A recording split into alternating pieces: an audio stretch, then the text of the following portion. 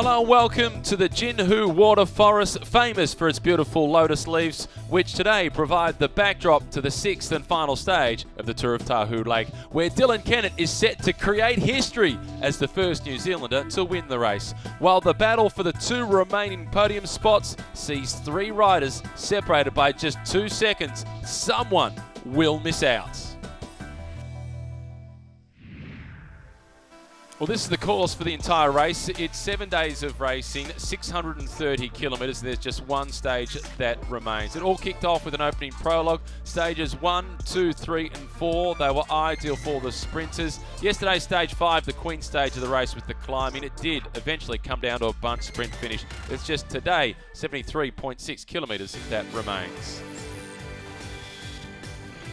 Let's now take a look at how we got here to the situation on the final stage with Dylan Kennett in the orange leader's jersey. On the opening day in the prologue, he was one of the first riders to start. He set a blistering time with 6 minutes and 9 seconds. Oscar Sevilla, one of the pre-race favourites, he challenged, but he was 11 seconds off the pace, but enough to put himself inside the top 10. Matthias Brandl, he was 2 seconds quicker, and he won the stage ahead of Kennett's.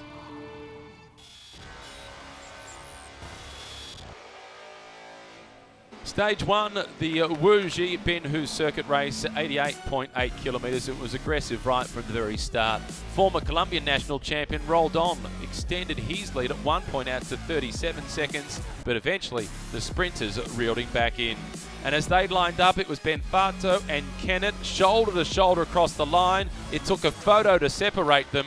Kennett was second on the stage, but he took the leader's jersey.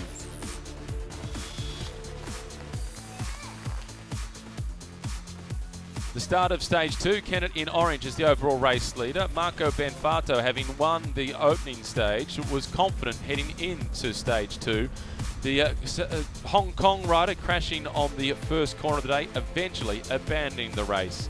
The breakaway group of 3, they were reeled back in. The Italians were lining up for the sprint once again. This time, though, it was Benfato's teammate, Paolucci, who won the stage, as Emilio Cimma crashed heavily across the finish line, and Kennett stayed in orange. It was a fast day's racing on stage 3 with average speeds of more than 48 kilometres per hour. The breakaway tried its luck, amongst them Daniel Turek from the Israel Cycling Academy team, but yet again they could not deny the sprinters despite their best efforts. And it was a little messy heading around the final corner, yet Kennett found some clean road. He burst through up the right-hand side of the road and won by the narrowest of margins.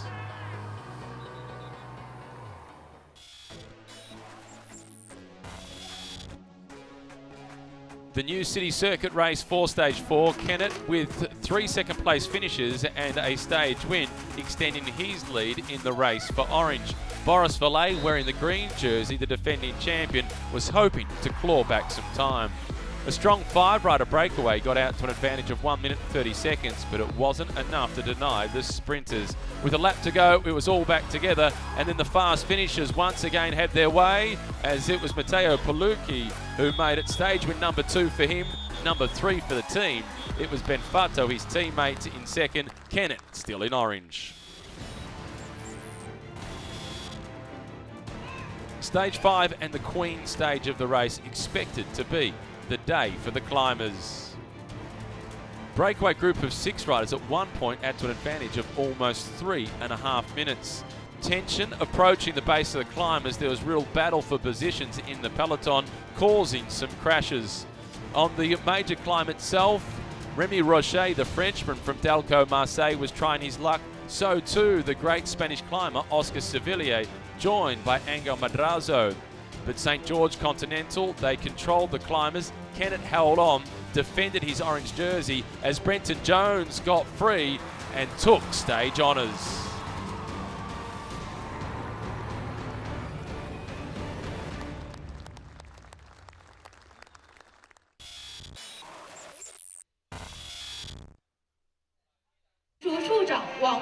Stage 6 is all that remains. It's 73.6 kilometres and it is tied at the top of the general classification.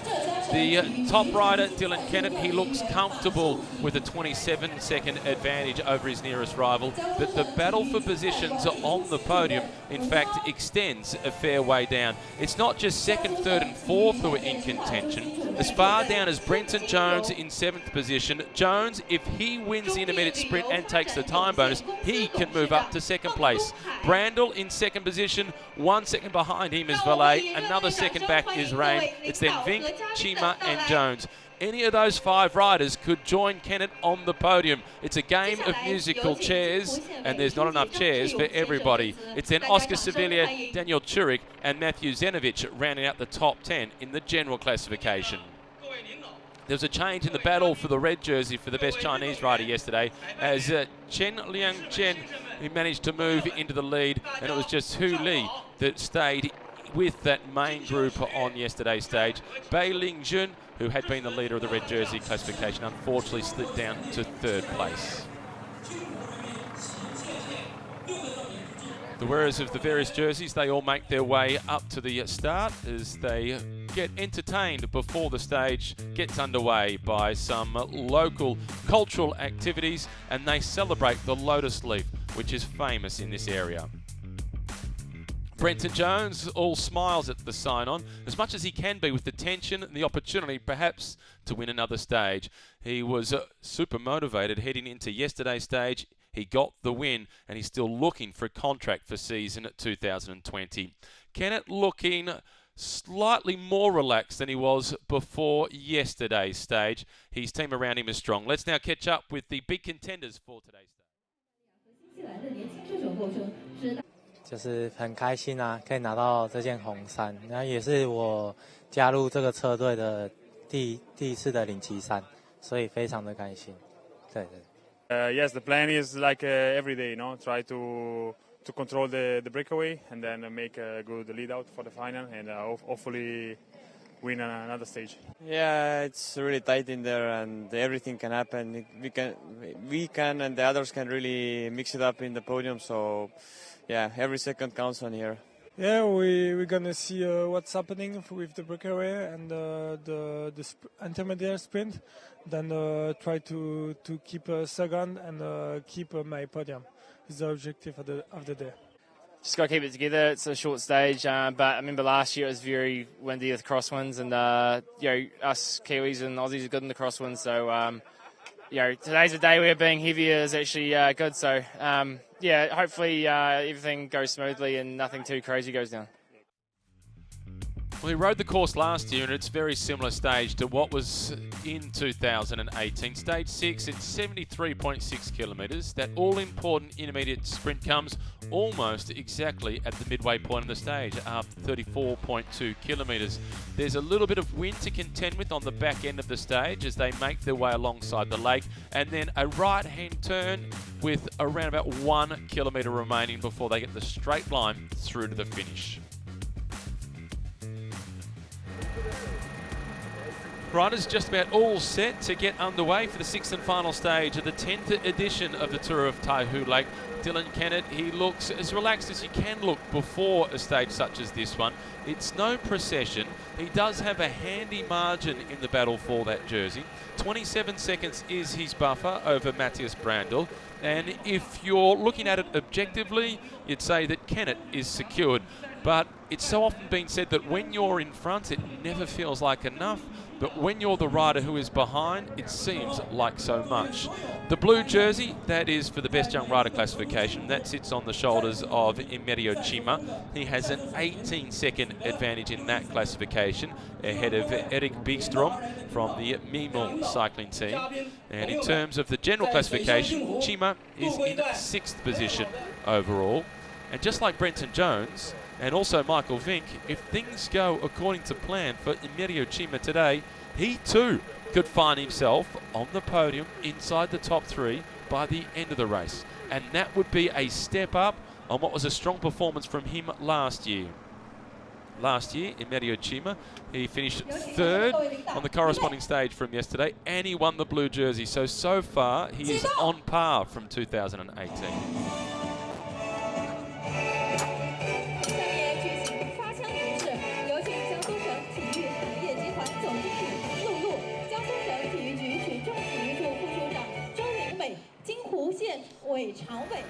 This has been the format before the start of each of the stages. Some of the local dignitaries are also making a speech before the stage gets underway. The green jersey, incidentally being worn by Boris Vallet, is actually on loan. The gun goes to get them started in the race for the green jersey. Boris Vallet is in second position. Dylan Kennett leads that classification by 21 points. Kennett is on 63, Vallet is on 42, so it is an unassailable lead for Dylan Kennett. He just has to finish the race safely. Well, this hasn't taken long at all. The gun has gone and the racing is well and truly underway. No neutral section today. They are straight out of the blocks, and it's the Giant team who are the first to attack.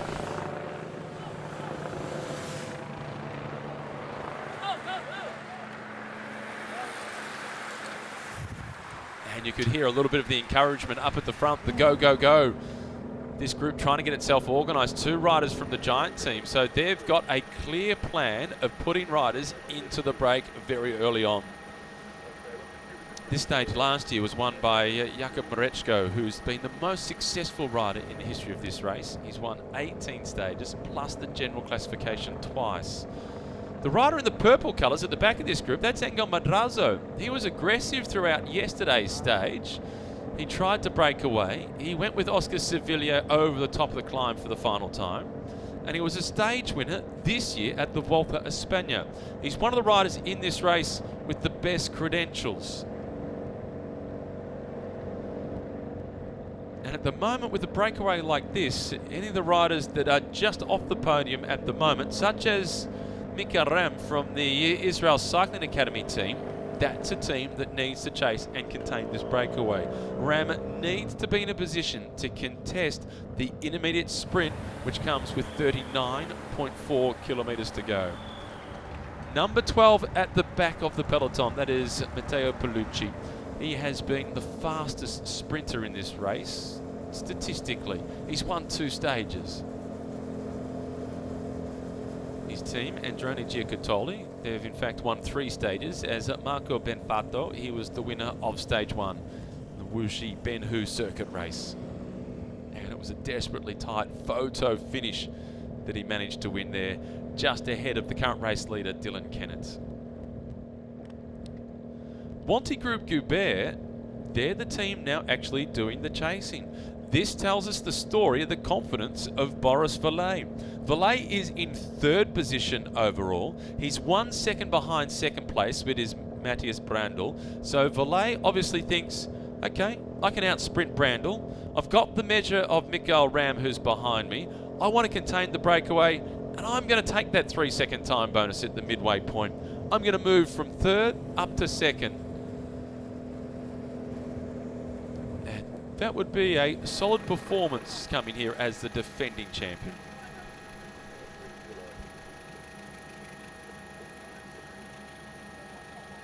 The one criticism that's been labelled at Boris Vallet throughout his career is very much a compliment of Boris Vallet as a person, and it's simply that as a bike rider he's too polite. Particularly as a rider whose physical capabilities are as a sprinter. He seems just like a super nice guy. And that's okay off the bike, but he needs to find that light white line fever to get that bit of mongrel in him when he is actually out there racing. Those little attempts to try and break away, they've been reeled back in fairly quickly. Lots of motivated riders in the peloton, no doubt, with this being the final stage. And for many of the riders in the race, this will be their final race of the season.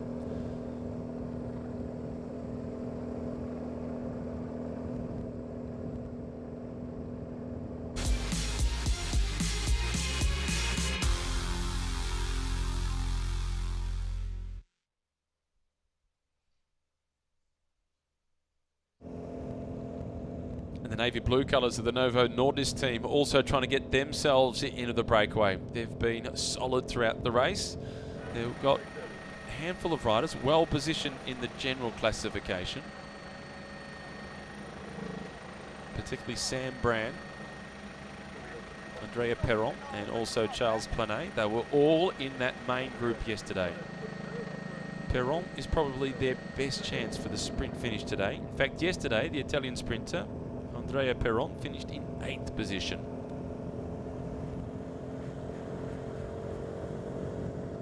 And the Wanty Group Goubert team, they're the riders with the fluoro yellowy green helmets on to the left-hand side of the screen as we look at it at the moment. They're doing a lot of the pacemaking at the front of the peloton. They have real confidence in Boris Valet being able to win the intermediate sprints.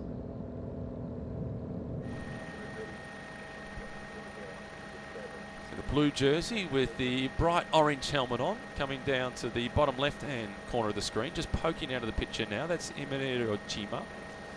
3rd on the stage yesterday, and he looked pretty good on yesterday's stage.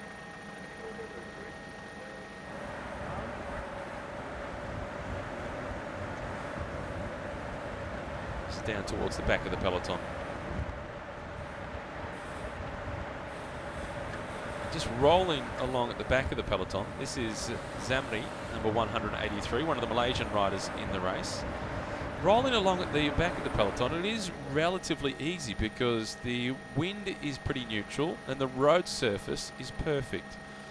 Walter Vargas was the rider at the back of the peloton as well, wearing number 112. He was the Colombian who crashed with around about 45 k's to go on yesterday's stage. As has been the case since stage 2, it's St. George Continental on the front, controlling the race. One more day in defence of the orange jersey of Dylan Kennett.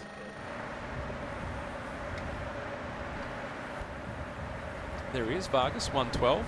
Yesterday's victim of the crash. There's a few crashes on yesterday's stage, but that one looked to be the heaviest. Not showing too many ill effects of that fall. And the white colours are off to the left, number 144. That's the former leader of the best Chinese rider classification. That's Bai Li Jun. Another attempt by the Giant team to try and break away. They've been the most aggressive so far on this 6th and final stage.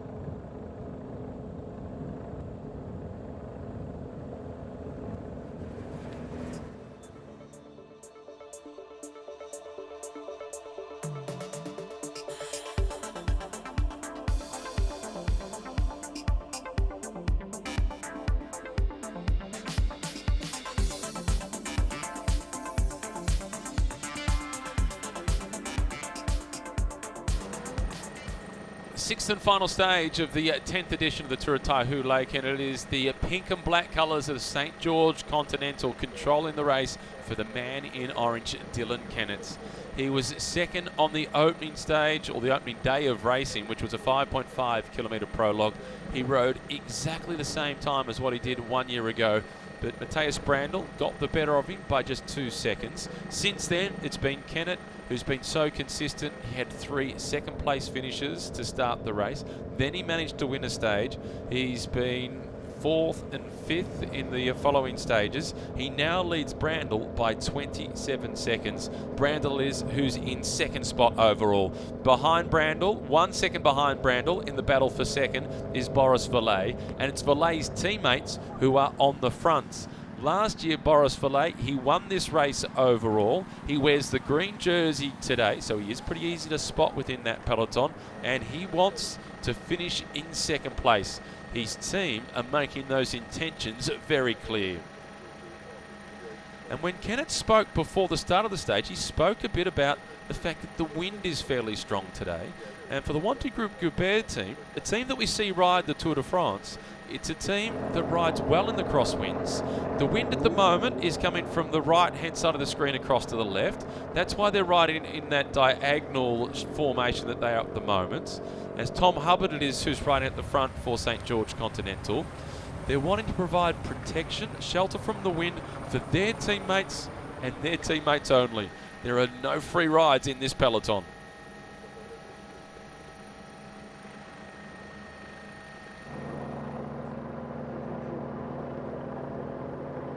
And then the riders in the light blue and white colours, in fact there's 2 teams in those colours, Israel Cycling Academy and also Daleco Marseille. But most significantly, the Israel Cycling Academy team, they have second place overall, Matthias Brandl, but fourth place overall, Mikael Ram. He's the rider they're hoping that they can move up onto the podium, whilst also potentially defending a spot on the podium for Matthias Brandl. Yet by the end of the day, that team could find themselves with both riders not inside the top three. It is really tense from second position down to seventh place with Brenton Jones. Also, potentially, if things go right, moving up to the top three placings.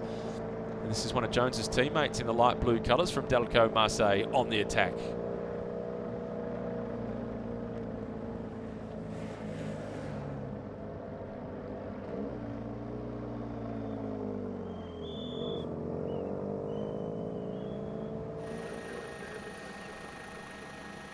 And making this turn here onto a slightly narrower road by comparison to some of the roads that they've been racing on so far throughout the race, these are good roads to attack on. It makes it a little bit more difficult to improve your position if you're caught back a little within the peloton. The red and white colours of Androni Giocattoli making their presence felt up towards the front. They've already won 3 stages. 2 stage wins with Matteo Paolucci, 1 stage win with Marco Benfato. And again, it is the fluoro yellow helmets of Wanty Group Goubert coming to the front, controlling the tempo.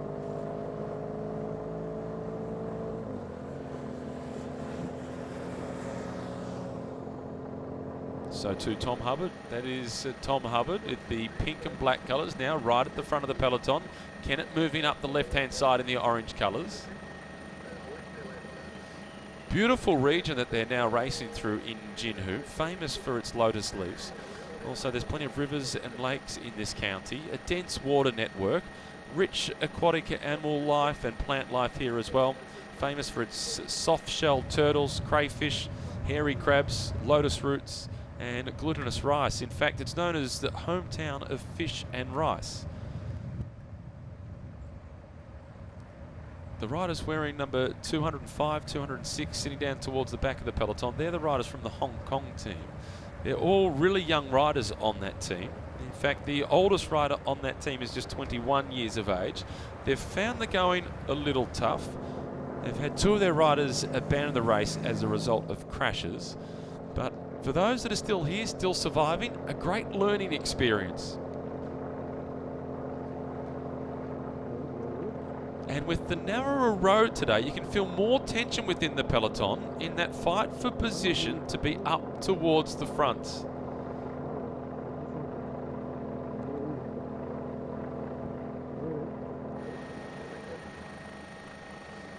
Another attack at the head of the peloton, so difficult to get off the front.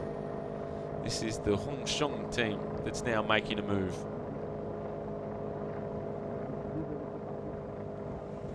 And no reaction coming from any of the riders in the peloton. They figure certainly St. George Continental and Wanty Group Goubert. 1 rider off the front, we can control that fairly easily. Still 24 kilometres away from the first of the intermediate sprints.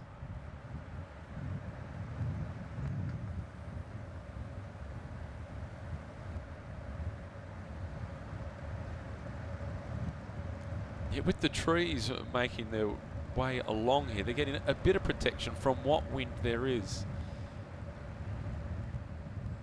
I had the privilege this morning of driving alongside this river for a fair portion of the trip from the hotel through to the finish line, as we see Zhang He make his way off the front. And it was impressive to see how much the river is still used as transport infrastructure, particularly for cargo.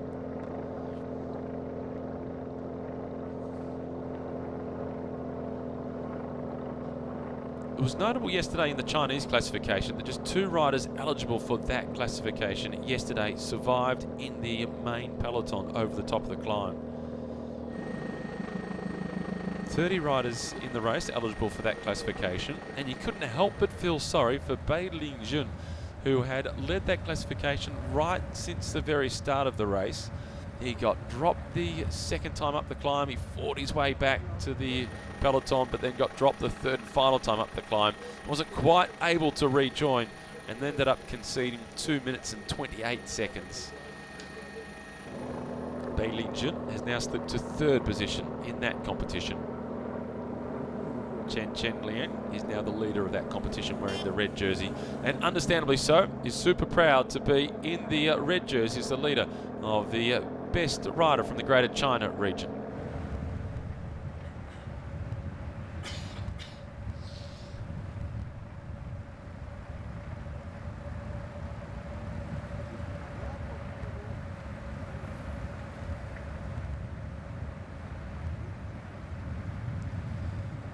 Number 155 down at the back of the peloton, that is Wang Yuan.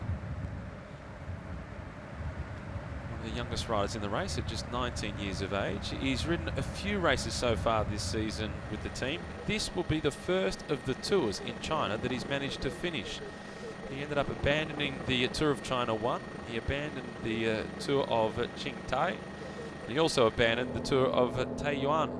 But now he's made it through to the end of the Tour of Taihu Lake. So the 19-year-old, he is slowly developing throughout the season. And these are important races in terms of the growth of world cycling. And a number of the teams here, we see them on some of the biggest stages. Wanty Group Goubert, we see them race at the Tour de France. We see the Androni Giocattoli team at the Giro d'Italia, and Burgos BH, who were on the attack significantly yesterday. They're at the Volta a España this year, where in fact they won a stage and had 16 days in the King of the Mountains jersey.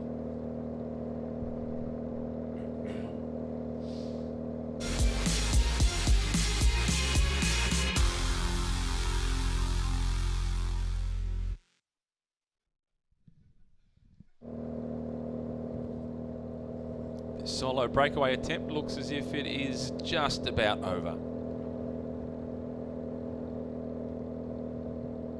Solid effort to stay off the front for any length of time. This is Wang, who is still off the front. He's riding in that time trial position. You're not allowed to use time trial bars in a road race, but he's leaning across the top of the handlebars to put himself in the most aerodynamic position possible, reduce the surface area across his chest, but it's just not going to be enough on his own against the might of the peloton.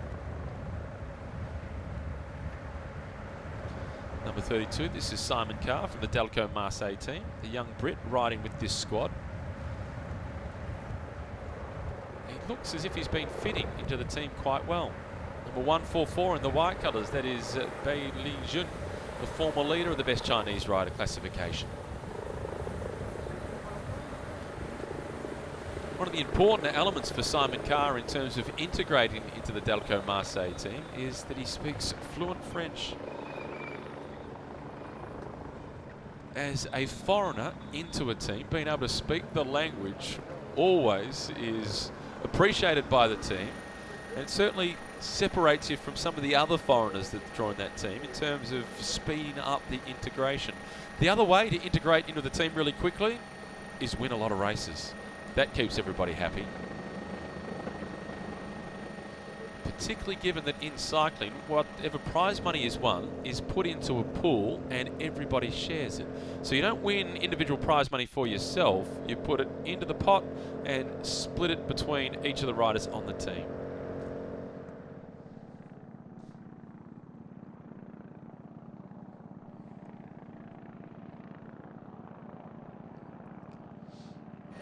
Almost a little bit of heat haze on the road, but the weather conditions today, once again, they're ideal for racing.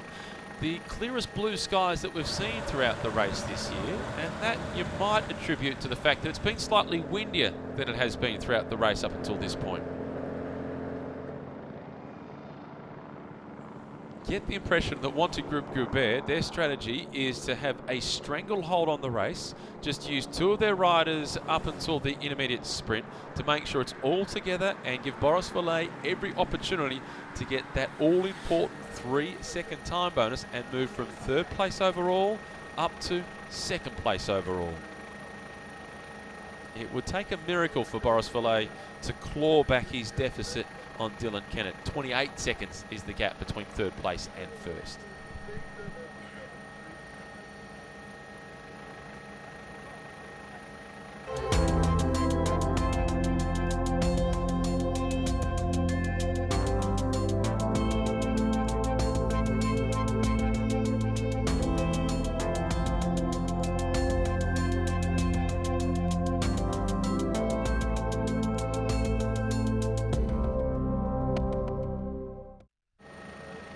Stage 6 of the Tour of Taihu Lake. They're making their way through the Jinhu wetlands. It is a region that is renowned as the hometown of Emperor Yao, one of the ancestors of China. And it's also famous for its lotus culture. And every midsummer, the landscape full of its green leaves. You can see the lotus leaves everywhere, and the backdrop is stunning. Today, that backdrop plays out to the battle for spots on the podium to join this man in orange, Dylan Kennetts. The Kiwi, he looks set to win this race overall. And despite the fact that he's won a stage, he's had 3 second-place finishes, I'm of the view that yesterday, the 4th-place finish that he had on the stage, with the amount of climbing that there was his best performance of the race. He climbed out of his skin. The green jersey, that is Boris Verlaine. He's trying to move up to 2nd place to get the better of the man that's just gone out of the screen, Matthias Brandl. There he is in the blue and white colours, the tall Austrian. He's just 1 second ahead of Boris Verlaine in the race for 2nd place overall. Yesterday's stage winner, Brenton Jones, is on the right-hand side of the screen. Tall figure, light blue colours with the dark blue shorts on. He's hoping to get another victory as he's searching for a contract for season 2020. The challenge for Jones has been that the races that he has won, they haven't been on European soil. And racing for a French team, you'd make the argument that 1 win in France is worth probably 5 wins in Asia or Africa or Australia or anywhere else. The Delco Marseille team would have been hoping that across the 2 seasons that Jones has had with that team, that he would have been able to pick up a win in France. It hasn't been the case. It's not over yet for Jones, though, in terms of maybe the team will throw him a lifeline and give him another contract for next year. Fingers crossed that he does get that opportunity once again next season. He certainly showed his mettle yesterday by being able to get over the climb. And Dylan Kennett, the race leader, he also acknowledged that he was pretty happy to see Jones win the stage, conceding we're 2 pretty big boys, not renowned as climbers, so to see him win, good on him. Kennett himself said that once he got out of the saddle yesterday to try and start sprinting, he just sat straight back down again because the legs were empty. And still, it was fabulous 4th place finish. Lining up behind the Wanty Group Goubert team, which is the team with the bright fluoro yellowy helmets on, you can see the light blue and white colours of Israel Cycling Academy. That's the team that occupies 2nd place overall and 4th place overall. The rider that is their best prospect today is Mikael Ram, Estonian rider who's in 4th position in the general classification. He's 1 second behind 3rd place. He's 2 seconds behind 2nd place. If he wins the intermediate sprint, he will move himself up into 2nd position and dislodge his own teammate, Matthias Brandl. And it may well be a scenario by the end of the stage that Israel Cycling Academy can have 2nd and 3rd place overall, or it could pan out completely differently for them, that both of their riders miss out on a spot inside the top 3. There is a lot still at stake in this final stage, the Tour of Taihu Lake. 16 kilometres away from the first serious decision of the stage, which is the intermediate sprint point. The time bonuses, they play such an important role in this race. It's a 3-second time bonus to win the intermediate sprint, 2 seconds for 2nd place, 1 second for 3rd place. That's deduction from your overall time. Then at the stage finish, it goes 10, 6, and 4. Kennett currently leads by 27 seconds, so for the likes of Matthias Brandl to take the race lead overall, its time bonuses simply will not be enough. They need to break away. What we've seen from Kennett so far throughout this race, it's going to be nigh on impossible to get away from Kennett. He has proven to be just too strong so far. You can see the markings down the centre of the road with the blue, the yellow and the red. Yesterday it was blue, yellow and green. The green represented the forest, the blue represented the lakes and the rivers, and the yellow represented the blessings. I'm assuming that the blue once again today represents the streams, the wetlands that we're riding through. The yellow, the blessings, and we'll work on the red. At At the moment, it's the pink at the front of Tom Hubbard from St. George Continental. A team that predominantly races in the 3rd division of world cycling, but they've conducted themselves in this race as if they are in Division 1.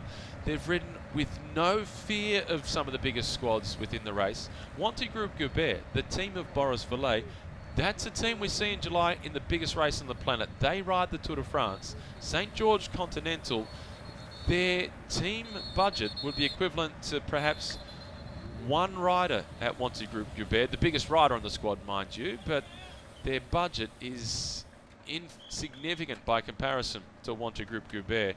But they have fought with them nose to nose, and this year at the Tour of Taihu Lake, they've managed to get the better of them.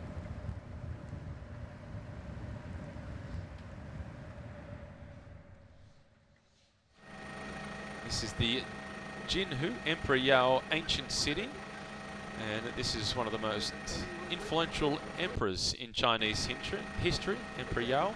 This was built to commemorate Emperor Yao, and the whole city is made up around a garden. There's 2 rivers, 3 public squares that reflect the religious beliefs, the festival culture, and the lifestyle of Yao Dai culture. It is a beautiful tribute to one of the most significant influences on Chinese culture.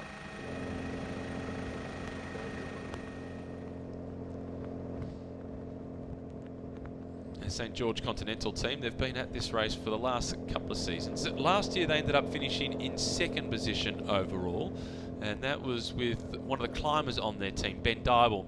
Ben Dybel rode for a different team this year, and next year he makes the step up to one of the biggest teams in the world. He rides with Africa's team.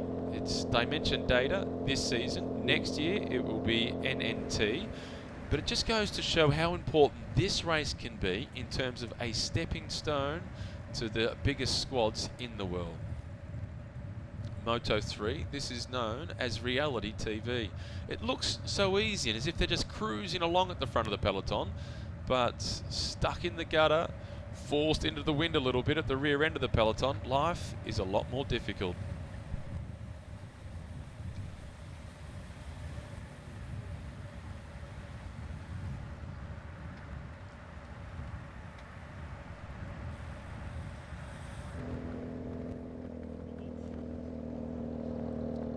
They are roughly 14 kilometres away from the first of the intermediate sprints.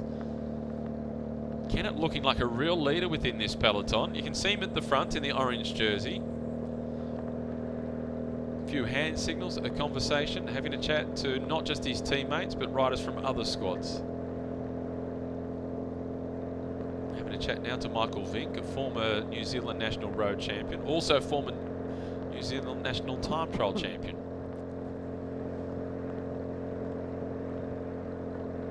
A number of the riders from the St. George Continental team, they're not full-time bike riders, they also juggle full-time work.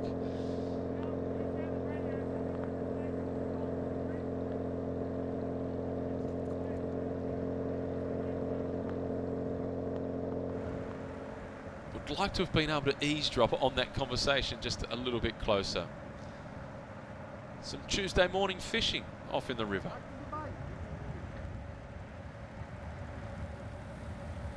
Plenty of professional cyclists throughout history have enjoyed fishing as a way to get away from the rigours of professional sport.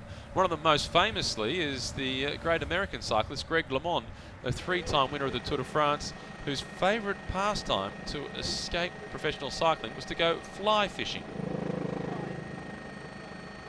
He was also tragically accidentally shot by his brother-in-law when he went hunting at the start of 1987 when he was the defending champion at the Tour de France.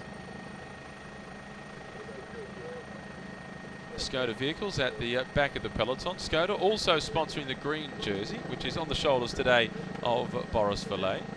They've provided vehicles for all the teams, which makes life easy logistically for the teams.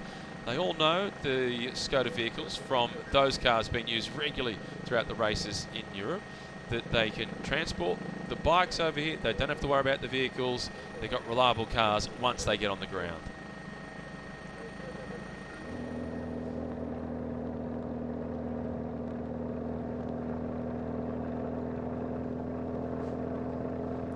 this is working out pretty well so far for Israel Cycling Academy, particularly for Mikael Ram. Ram is in 4th position in the general classification. He's 1 second behind the rider who wears the green jersey, Boris Vallet. And at the moment, it's Vallet's teammates, along with St. George Continental, who are doing most of the pacemaking. Meanwhile, Mikael Ram's teammates from Israel Cycling Academy, they're sitting back, they're on the right-hand side of the peloton, and the wind is coming from the left to the right. So on the right-hand side of the peloton, you get just a little bit more protection from the wind, so it's slightly easier. A race of conservation, you've got a little bit more petrol in the tank when it comes down to the sprints. This is playing out okay for Mikael Ram when it comes down to the intermediate sprints. You see the blue jersey to the bottom right-hand corner of the screen with the orange helmet on. That's Emilio Chima. He's the leader of the best young rider classification, but he too is also thinking about the intermediate sprint and the stage victory. If Chima was to win the sprint and win the stage, that would be 13 seconds worth of time bonuses, and at the moment he's just 11 seconds off second place overall. So this general classification can really be turned on its head in terms of the battle for second and third place overall.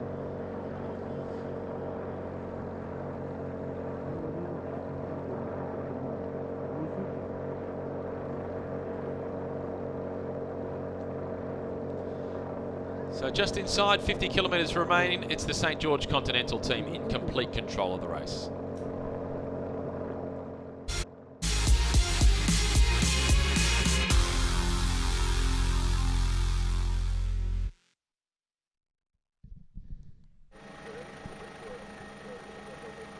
This is the Neri Sottoli team now going on the attack, and by the looks of it, it's the lanky figure of Etienne van Impel, the Dutchman on the Italian team, who's decided he's had enough of sitting in the peloton. He wants to open up a little bit of a gap.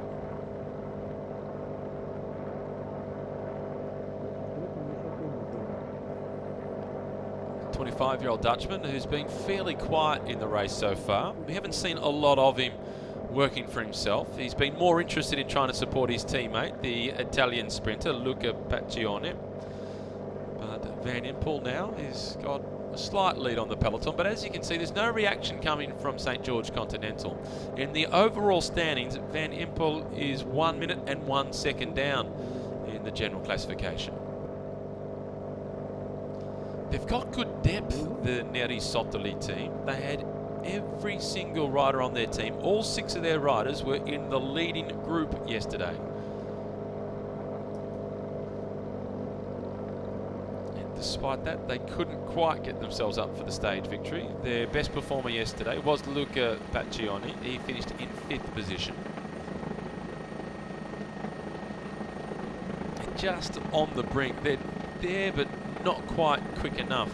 Incidentally, Luca's had a frustrating season. Luca Pacioli from the Neri Sottoli team. He's had 18 top 10 finishes in 2019, but he's yet to crack it for a win.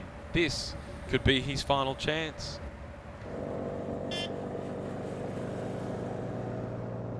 This team, the Neri Sottoli team, they won this corresponding stage last year with Jakub Mareczko.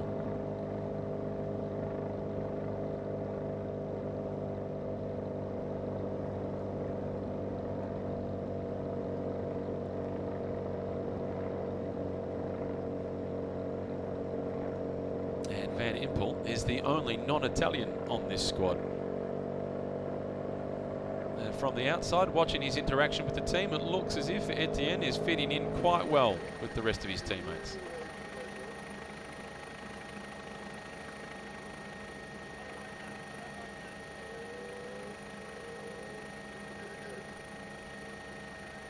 Nine kilometres to the intermediate sprint.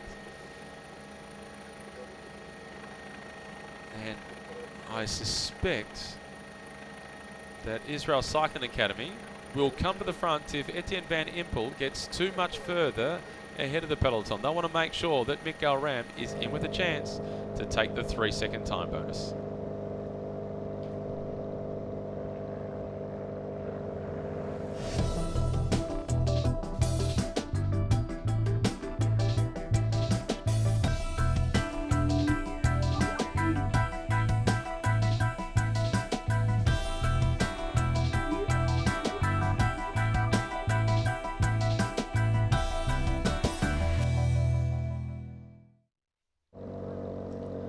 Stage 6 of the Tour of Taihu Lake, one rider off the front. It's Etienne van Impel from the inCycle team, a Dutchman on the Italian squad. More noted as a climber than he is as a sprinter. He's got himself around about a 15-second advantage over the peloton with just on 7 kilometres to go to the first and only intermediate sprint on today's stage. It's St. George Continental, the teammates of Dylan Kennett, at the moment riding at the head of the peloton. For that team, for Kennett, there's no need to chase the breakaway. In fact, he's now out to 20 seconds. Wanty Group Goubert, they've been riding at the front right from the very start of the stage. They now have one of their riders sitting in second position, just behind Tom Hubbard. They're allowing Van Impel off the front, potentially to take that 3-second time bonus. So they will have wasted a lot of energy if they don't reel him back in and give Valet the best shot at collecting the time bonus. And I'm looking forward to seeing whether the Israel Cycling Academy team take up the chase at all as well, as they have Mikael Ram sitting in 4th position overall, and he needs a time bonus to get himself back up onto the podium.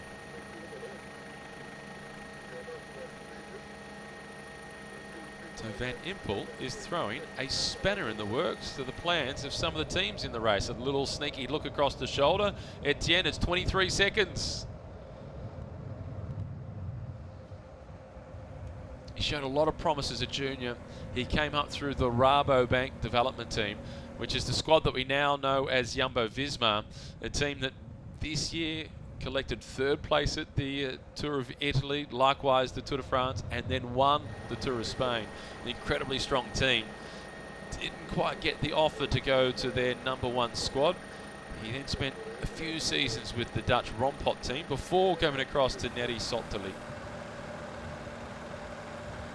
This is Prefico from the Androni team, a team that has the potential stage winner today, a team that's already won 3 stages. The Androni Giocattoli team, they won't be interested in chasing for the intermediate sprints. They don't have anybody that can challenge to move even inside the top 10 in the general classification. So they'll just save all of their resources for the final 10, perhaps 5 kilometres to try and win the stage.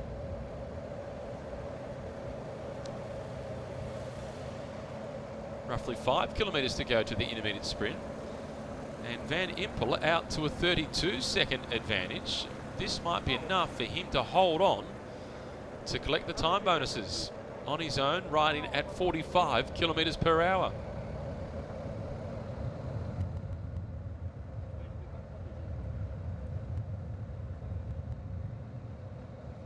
And that look across the shoulder is always an indication that the legs are juicy. They're starting to get a little heavy. He'd like some company. He'd like somebody to share the pacemaking with.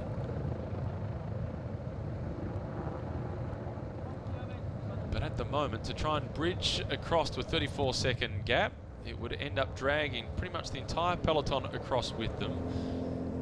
And I'm surprised that they're not chasing, particularly Wanty Group Goubert. I'm really surprised that Wanty Group Goubert are not chasing to try and close this down sooner. Now they're putting more resources to the front. They've done so much work throughout the stage to try and contain everything, so Boris Valet, for them, can win the intermediate sprint. And now they're leaving their run quite late to try and close it down to Etienne van Impel.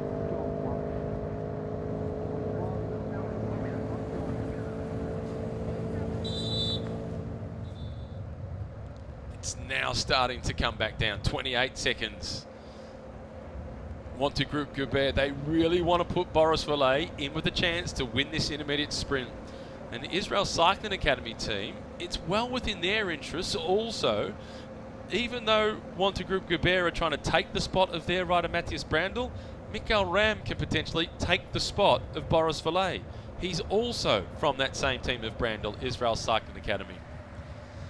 And now you can see at the back of the peloton, things are really starting to get strung out because of the chase of Wanty Group Goubert. It's down to 24 seconds, the advantage for Van Impel.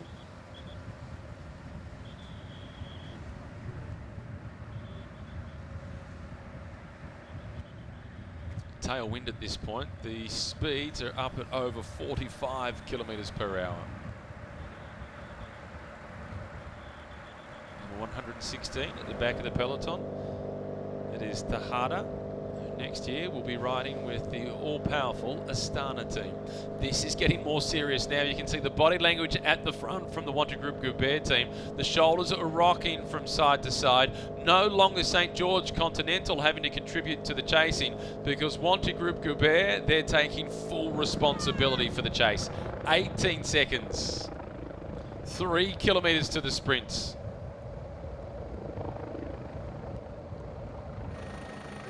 At this rate, it looks as if Etienne Van Empel will be caught by the peloton. The light blue colours on the left-hand side of the screen as you look at it, that's Israel Cycling Academy. They're trying to move up in position now. They're forcing their way forward with Mikael Ram. He's the rider that they're hoping can really challenge the green jersey of Boris Valle. Brenton Jones on the other side of the peloton is also trying to come to the front. He's the rider in the top right-hand corner of the picture. On the yellow bit of paint, he's got Joseph Arroyo leading him towards the front. Jones is now trying to position himself behind the green jersey of Boris Valle. And Jones, mathematically, if things go right for him, with enough time bonuses, if he wins the intermediate sprint and wins the stage, he can move inside the top 3. And he starts the stage in 8th position overall. Correction, make that 7th position. So there's 5 riders in contention for 2 spots on the podium. And now Etienne Van Empel has been caught. So crisis averted by the Wanty Group Goubert team.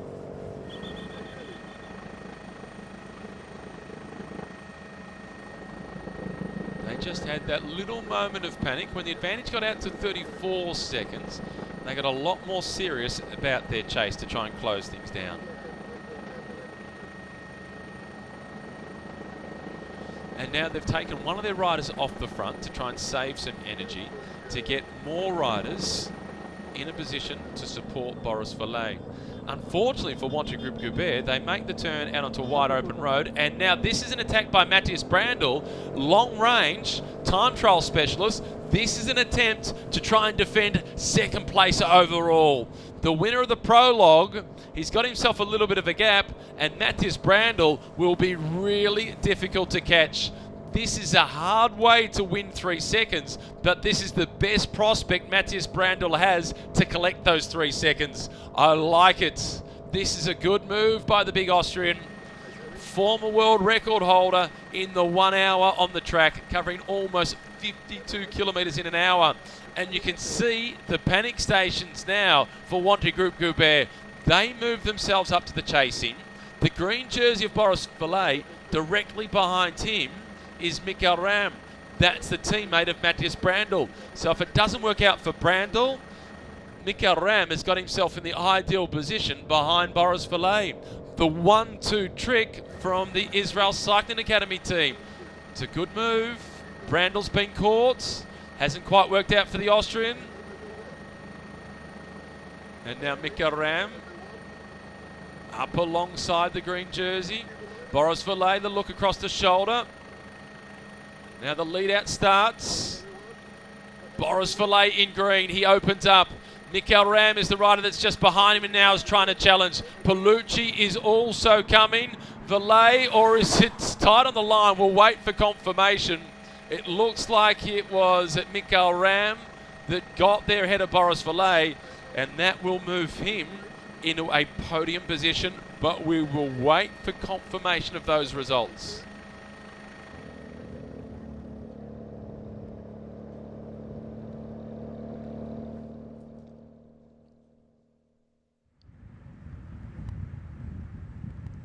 And Roy Efting also getting involved in the red colours on the far side of the road. And it is Ram in first, Paolucci in second, and then Valle in third.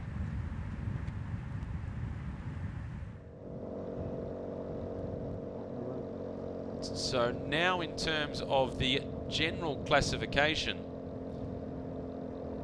Mikael Ram moves from 4th place up to 2nd place.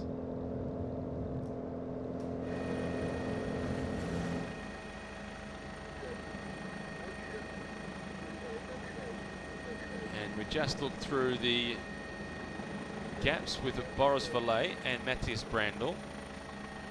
And that 1 second time bonus for Boris Valet puts him on equal time in whole seconds with Matthias Brandl. So it comes down to the 100ths of a second in the prologue. And Matthias Brandl is a 10th of a second ahead of Boris Valet. So at the moment, Boris Valet is in 4th position overall by 1/10 of a second. The placings on the stage finish and the time bonuses will be all important. And for Matthias Brandl to stay on the podium, he needs to hope that Boris Valet does not finish inside the top 3 at the end of the race.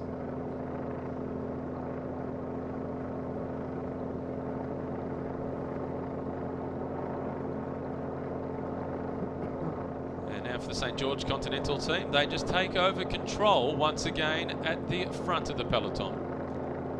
And Dylan Kennett, I like the fact that the orange jersey, Dylan Kennett, did not participate in that intermediate sprint. He does not need the time bonuses. He has enough of a buffer. His advantage is 27 seconds ahead of Brandl. He saves his energy now for another potential stage win.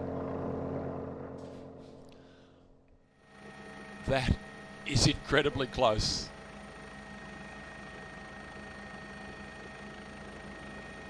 Almost impossible to split them. What is certain is that Boris Valet is in 3rd.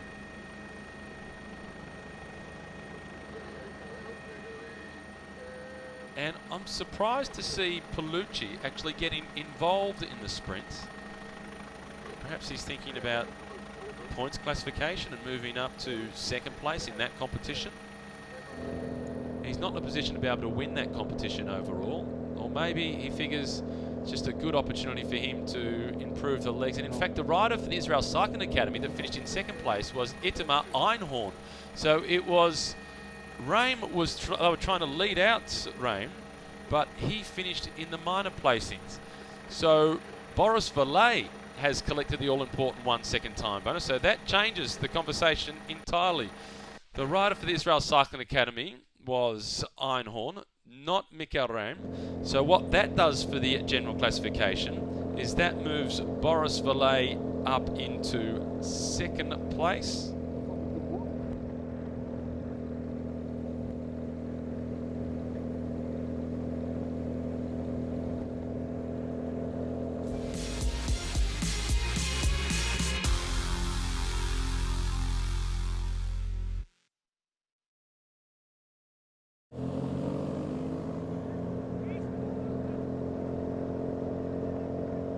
So for Boris Valet, that has worked out as a pretty good result.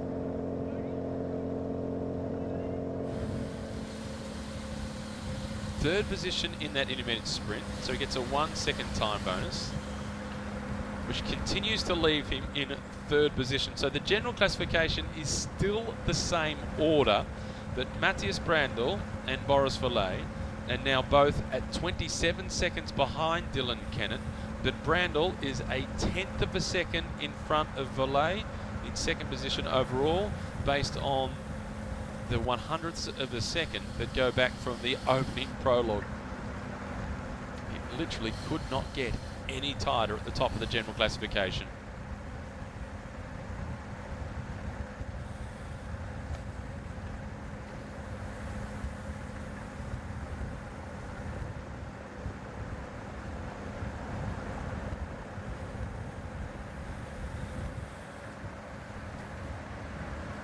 .35 kilometres remaining on stage 6 of the Tour of Taihu Lake.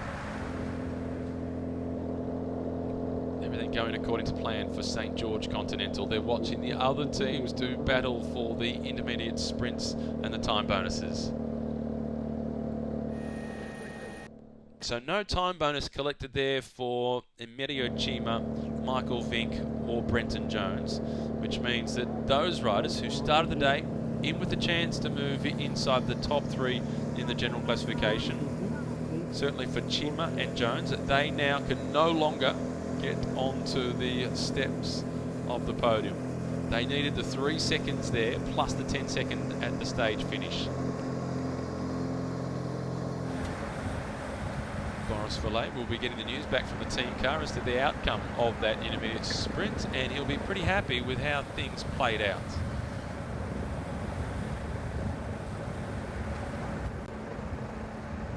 This is life at the back of the peloton, where things have calmed down somewhat after the first and only intermediate sprint on this stage. An opportunity to try and recuperate. And now that they're in amongst these trees, you can see the wind is blowing the trees around a little bit, but things calm down ever so slightly. They will get exposed to the crosswind a bit more at the back end of the stage. St. George Continental, however, they know exactly what to expect as they rode this stage last year.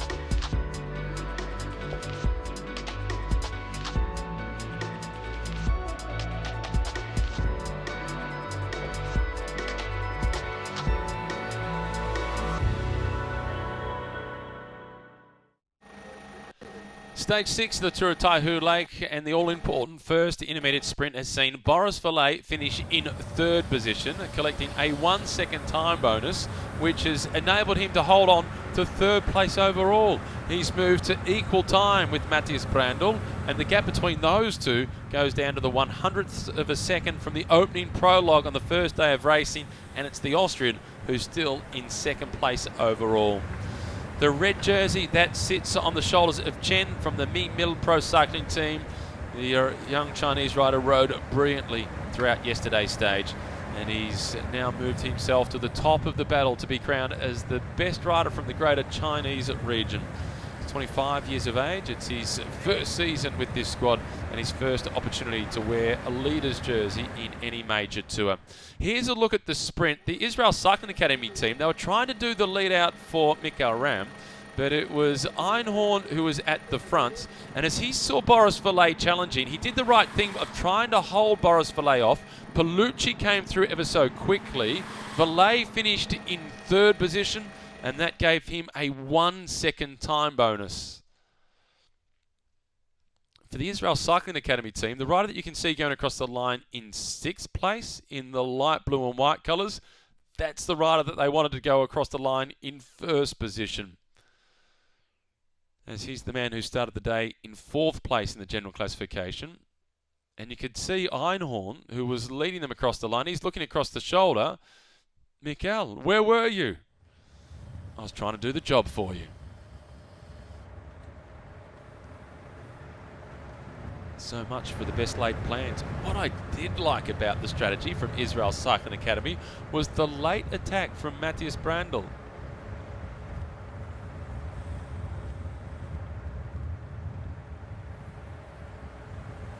Now the Wanty Group Goubert team with strength in numbers at the front of the peloton. They did start the race with one less rider than all the other teams. In this race, you can have 6 riders per team. Wanty Group Goubert, they started with just the 5 riders in the race. It can be a real challenge at the end of the season with injuries and racing across a whole bunch of different areas as well to get the team on the road. Racing got underway a little while ago, almost 1 hour ago now, under ideal conditions, clear blue skies as they make their way through the region that is renowned for its lotus leaves, which provide a beautiful backdrop, particularly throughout the midsummer period. Lots of aggression early throughout the stage. The Giant team in particular were trying to get themselves into the breakaways, so too the Neri Sottoli team. St. George Continental at the front of the peloton right from the very beginning, controlling things, assessing who was in the break. No need to panic. A comfortable lead in the general classification for their man Dylan Kennett, who's had that leader's jersey since the conclusion of stage 1. The peloton made its way past Jinhu Emperor Yao's ancient city, a commemoration to Emperor Yao, one of the most important figures in China's history. As we were approaching the intermediate sprint, there was an attack by the Dutchman Etienne van Impel, which got out to more than 30 seconds. Wanty Group Goubert then turned on the afterburners and they reeled that back in. as we were within a little over 1 kilometre to the sprints. It was the time trial specialist, Matthias Brandl, who attacked second in the overall standings, trying to defend that position, hunting the time bonus. He went long range. Wanty Group Goubert responded in the hope that the man in the green jersey, Boris Valet, could collect the intermediate sprint bonus. He then got himself into a potential position to win, didn't quite have the legs. Valet finished in third, collecting a 1 second bonus, holding on the third place overall. So all is as it was at the start of the race. It's just somehow a little tighter, as if that was possible. The gap between first and second, 27 seconds. The gap between second and third, 0.1 of a second. It will come down to placings inside the top 3 at the end of the stage.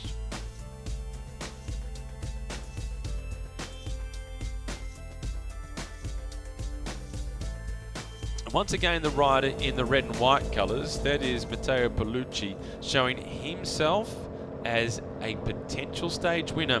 He's already won 2 stages in this race. His teammate Marco Benfatto, he's also won a stage, but Paolucci looks to be the quickest when it comes to raw speed.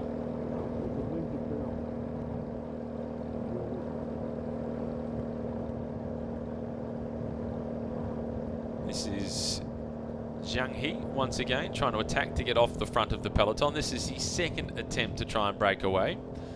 Inside the last 30 kilometres and going out with a bang. For a lot of riders, this is their last race of the season.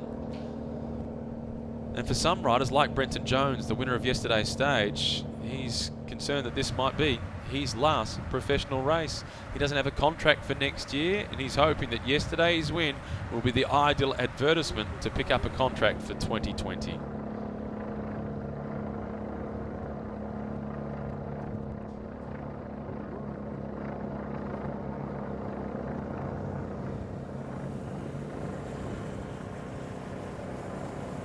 Counter attack now coming from the peloton. You can see the white colours trying to come across. That's the Ningxia team, and that's the team of Bei Lingjun, who was the former leader of the Best Chinese Rider classification.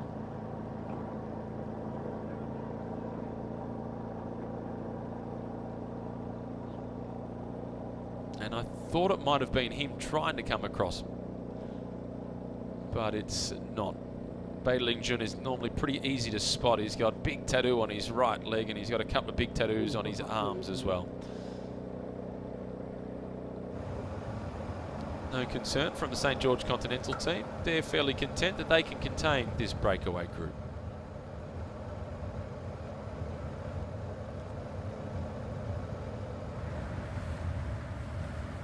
Number 112, that's Walter Vargas sitting at the back of the peloton. He's riding a pretty big gear. You can see the others are pedaling a higher cadence than what Vargas is pedaling, and that might be a result of the crash that he had yesterday.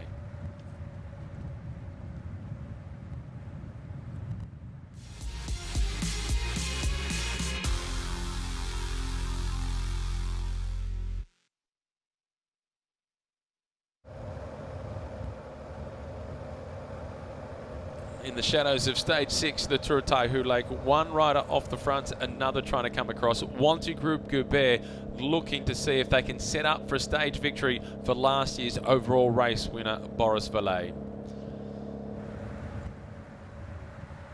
Valet is a rider that is just consistently knocking on the door for a stage victory. Last year he won the race overall without winning an individual stage, and a couple of second place finishes, third place finishes as well.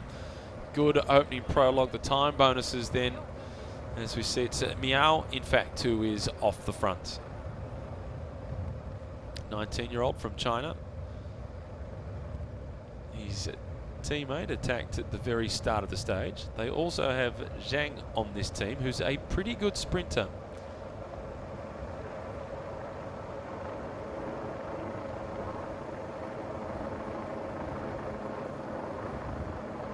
A team that has ridden this race for the last couple of seasons. It's been one of the strongest teams on the Chinese calendar for the last few years.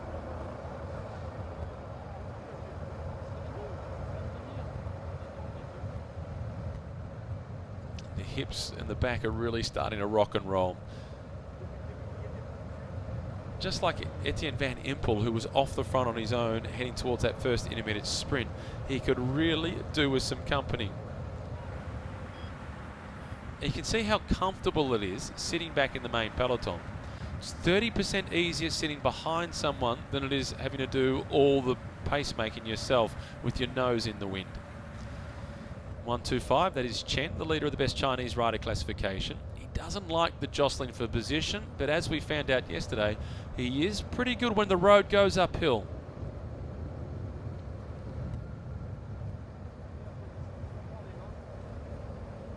Now with a 15-second advantage, one of the youngsters in the race at just 19 years of age. And given that he is just 19 years old, this on stage 6 is a good sign for the future.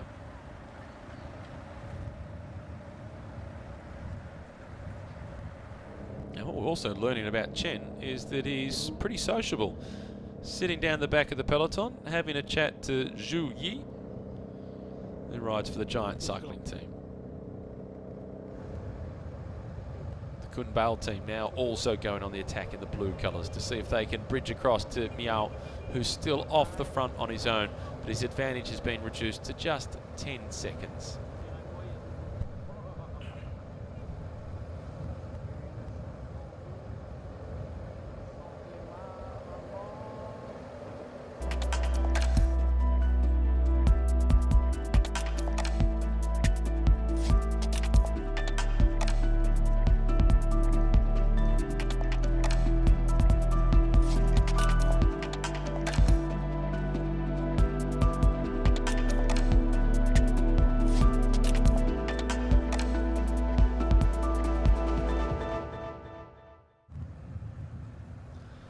Our sole leader off the front with a 15-second advantage, 25.5 kilometres remaining on the 6th and final stage. It is Miao who leads.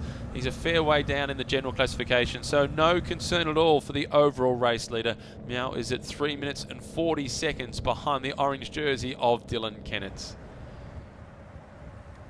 The red jersey of Chen is sitting at the back of the peloton. Doesn't like the jostling for position in amongst the sprinters, but yesterday he proved that he does like the climbs. He was one of just 2 riders eligible for the red jersey who managed to survive with some of the best climbers in the world. Number 144 in the white colours, that is Bai Li Jun, who was previously the leader of that red jersey competition. Through the 25-kilometre marker. A little bit more protection from the trees. 2 riders trying to come across. A group of 3, though. It would be better numerically, but given that this group of 2 is still just a matter of metres off the front of the peloton, there'll be no waiting for those chasers.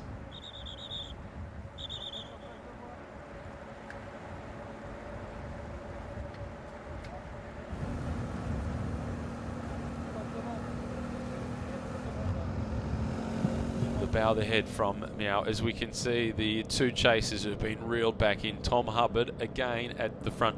I'd like the kilometre count for Tom Hubbard at the front of the peloton. I'm sure he would take the prize for the rider that has spent the most time riding at the head of the main field.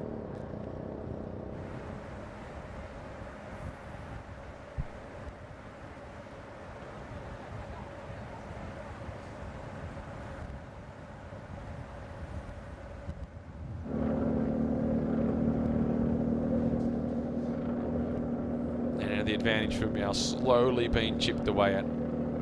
But what I do like about the way he's been riding is he hasn't looked over his shoulder too many times. There's nothing you can do about what's happening behind. Just focus on the task out in front, and looking across the shoulder, that only slows you down.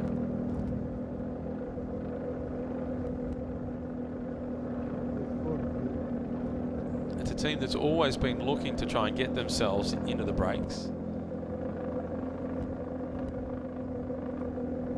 Regularly off the front, they have the big Latvian, Andreas Vuklands, who's been on this team for the last few years. We've seen him here looking to try and mix it in amongst the sprints. He also does the lead out for the sprinter on this team, Zhen Zhan from this team. We could see him finish inside the top 5 at the end of today's stage. He has done it in the past in this race. And you can see how cruisy it looks at the back of the peloton by comparison to being off the front on your own. There really is that effect of being somewhat sucked along. It's not as if you can not pedal at all and you just roll along within the peloton, but it is somewhere in the vicinity of 30% easier sitting in the peloton than what it is being off the front on your own.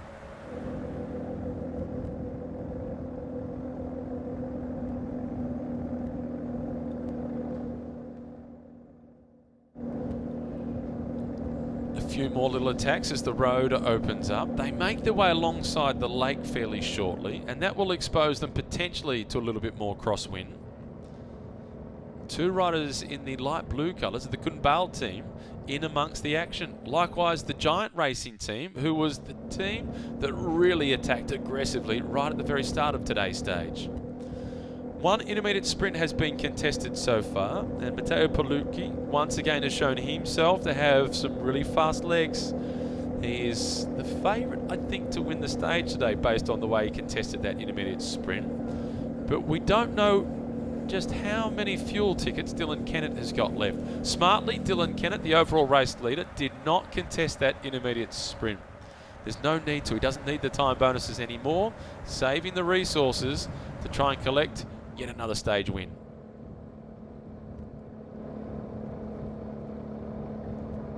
Now's a good time, though, for Miao to look across the shoulder. He does exactly that. He needs to swing up and slot onto the back, have a little bit of a rest, and then start working with these guys. He's got one teammate with him in this group. The challenge is going to be to get organised, and he's made the swing up a little bit late and he's missed the slipstream. He's now got a battle on his hands to try and stay in contact with this group. Well, he's paying the price for not looking across the shoulder soon enough and not being aware of what is happening around him. That is a move of inexperience, and he can be forgiven for that. He's just 19 years of age. He's in his first season out of the junior ranks. Number 125, Chen. He is set to take out the red jersey. He's got a pretty comfortable lead in this classification. It's 34 seconds he's buffered to his nearest rival. In third position, it's in 2 minutes and 28 seconds to Bei Li Jun, the former leader of the classification.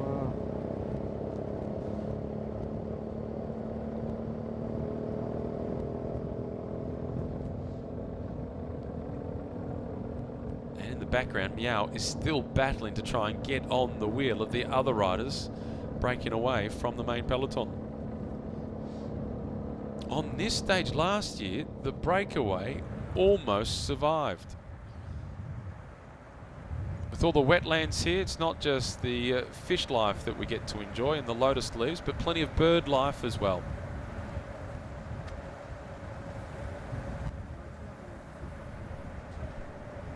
Some wonderful little fishing villages that are dotted along the roadside. We had the privilege of being able to drive up along the river throughout the trip from the hotel through to the stage finish earlier on this morning.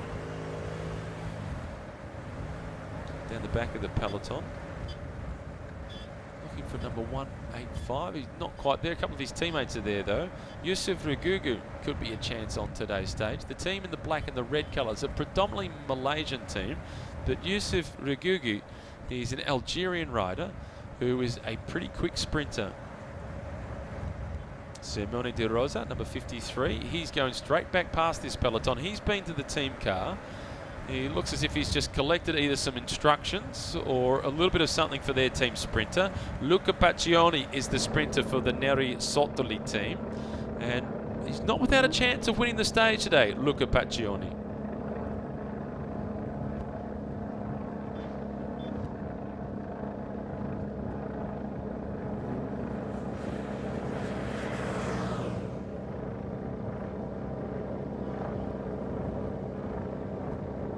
This breakaway group of 5 riders now got themselves organised, but their advantage can't be too much more than 10 seconds over the peloton.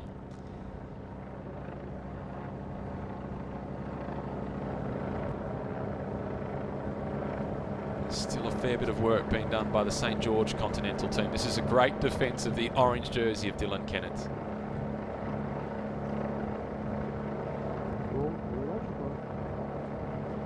And Miao, the rider who is in third position, has managed to rejoin the group. It looked as if he was going to be distanced by them. I like the fact that he was able to fight back, hold on, rejoin the group, and is now working.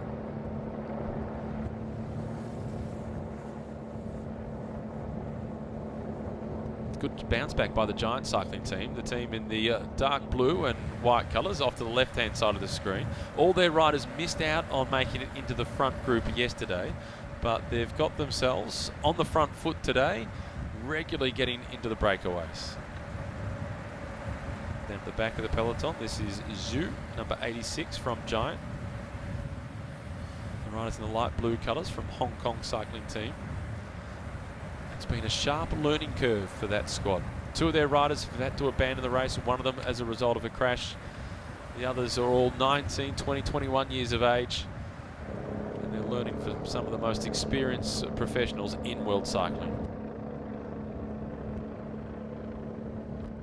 Including, in this race, men who have won stages in Grand Tours this year.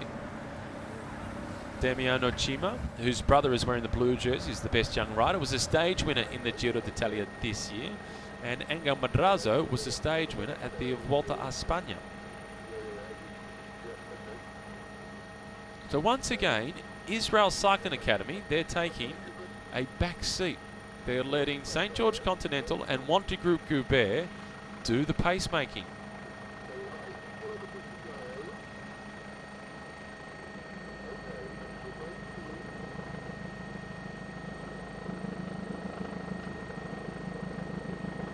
Delco Marseille team, they don't need to do any of the chasing. They can sit back and let all the others do the work. They had the stage winner yesterday, Brenton Jones.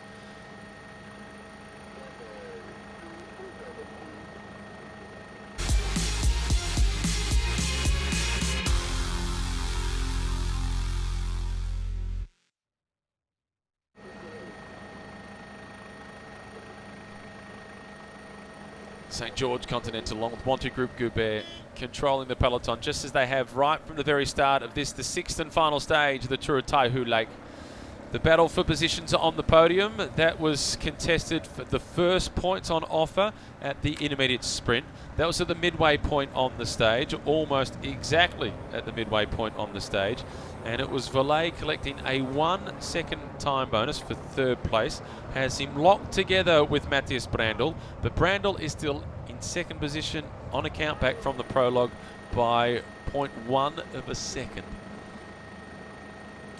It would be nice though, sentimental favourite Boris Valet to win the stage today as the defending champion and move himself up to second position in the general classification.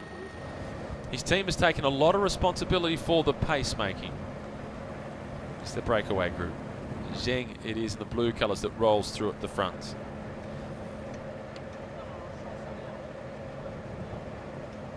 It is Deng in the dark blue colours from Giant. Miao, number 92, we've seen in the breakaway from the earlier point. Li Daohu is the rider in the white colours. And good to see a breakaway consisting of riders entirely from China.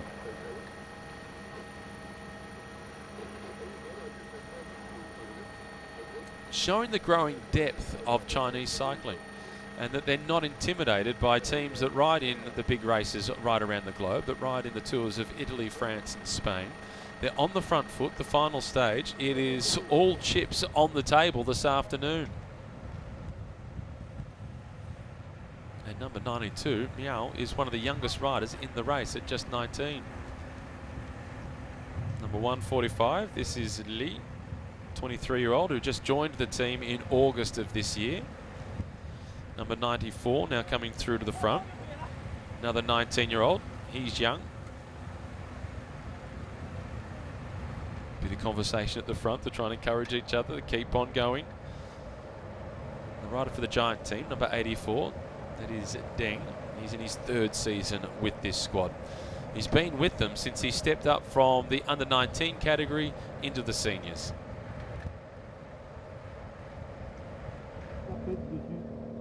And the conversation at the front between Dylan Kennett and the riders from Monty Group Goubert. It looks as if everybody in the race, if they've got an issue, they need to go and consult Dylan Kennett.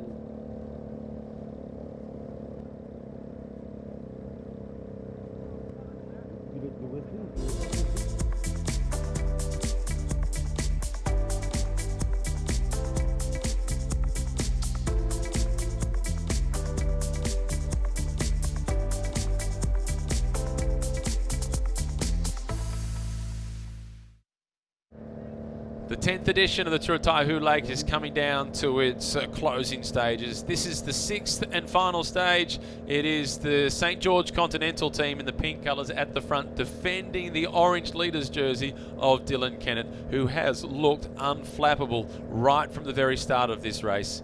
In the prologue on day one, he recorded the same time that he did 12 months ago. It wasn't quite enough for the win, but he assumed the overall race lead the following day. From that moment on, he's been picking up time bonuses. He's had one stage win, and his advantage has just gotten bigger and bigger. Heading into this final stage, it's 27 seconds his lead ahead of Matthias Brandl. It's now also 27 seconds his advantage over Boris Vallet. Those two fighting for second place in the overall standings, and there is Boris Vallet in the green jersey for the points classification. Vallet, last year's winner, working out the plan on the road. He doesn't actually lead the race for the green jersey. He's got that jersey on loan from Dylan Kennett. Kennett leads by 21 points, so mathematically has an unassailable lead in the race for green.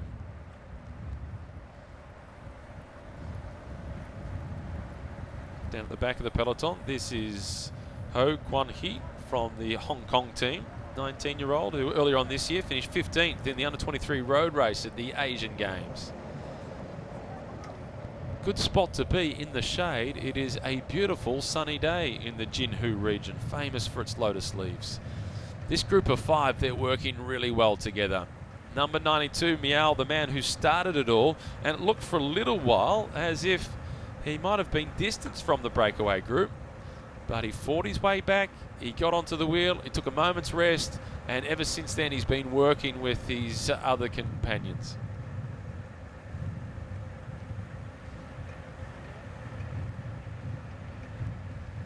Number 145, this is Li from the Ningxia team, a team that's had a pretty good tour. They had Bei Li Jun in the red leader's jersey for the best Chinese rider for a large part of the race. And there is the red jersey with Chen at the back of the peloton, number 125. On the right-hand side of the peloton, you can see the pinkish blue colours. That's the Minx team. That's the team from Belarus. And they have one sprinter on their team, Papok, 31-year-old, who is Belarusian. He was a stage winner earlier this year in the Tour of Taihu Lake, so he knows what's required to win in China.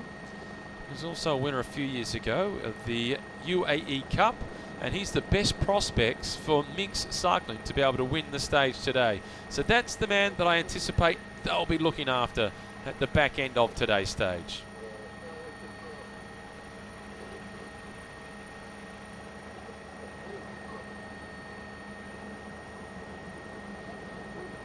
And for the first time, we saw them start to get involved in the intermediate sprints earlier on today.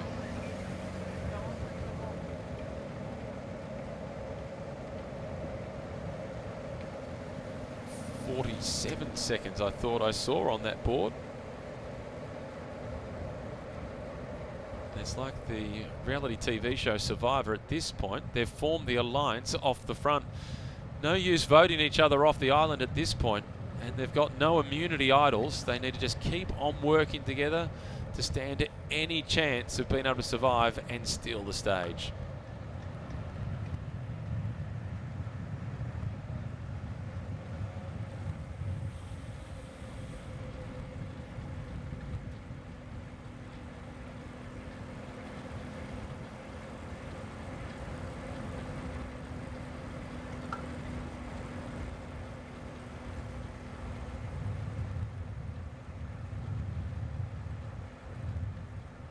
Five leaders still working well together. This is Deng at the front for Giant.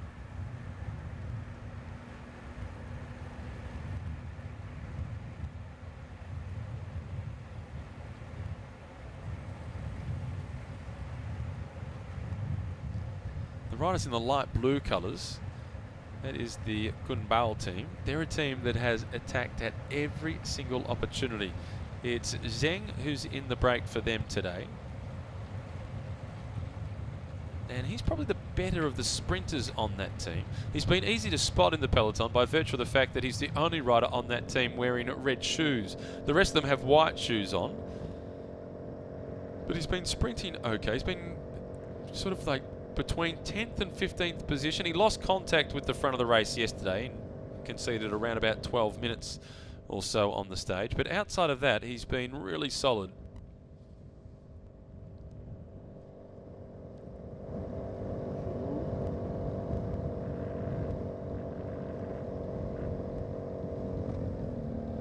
And now we're seeing a change at the front of the peloton. This is the Israel Cycling Academy team that is coming to the front.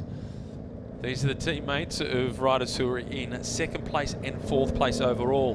This is the Israel Cycling Academy team. They have Matthias Brandl in second position overall, who has shown he just doesn't have the sprinting legs to contend with Boris Vallet. But Mikael Ram, he's in fourth position overall. He's had a few third place finishes on stages so far. He was sixth, unfortunately, for them in the first of the intermediate sprints. But they're hoping that he can win the stage and move from fourth up to second position in the overall standings. As a dress rehearsal, let's take a look back at the intermediate sprint on today's stage. The rider in the light blue and white colours leading, that is Einhorn. He's leading out, trying to support Mikael Ram, who just gets shuffled back somewhat. Paolucci comes through in the red and white colours. Importantly, in green, Boris Vallet finished in third position. So he collected a 1 second time bonus. So he's now 2 seconds ahead of Mikael Ram, and he's locked together with Matthias Brandl in the general classification. The battle is still on and ever so tight for second and third place. Einhorn getting the nod ahead of Paolucci in second position, with Vallet in third spot. And Matteo Paolucci has already won 2 stages. His teammate, Marco Benfato, has been a stage winner as well. So of the 7 days of racing, 6 road stages and a prologue, the Androni Giocattoli team, they've already won 50% of the prizes up for grabs in terms of stages. They're looking to continue that pattern. It's our breakaway group of 5 riders. And all Chinese riders off the front with an advantage based on the last time check that we saw from the roadside of around about 47 seconds. 10 kilometres remaining for the peloton. Dylan Kennett is 10 kilometres away from winning the 10th edition of the Tour of Taihu Lake.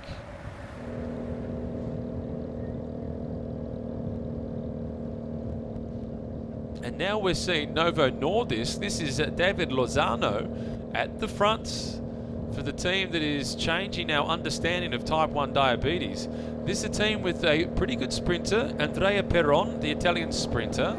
I just like the fact they've got the confidence to come to the front and let everybody know they're in the mix for stage honours. And just behind them, you see the pinkish orange colours of the Nippo Vini Fantini team.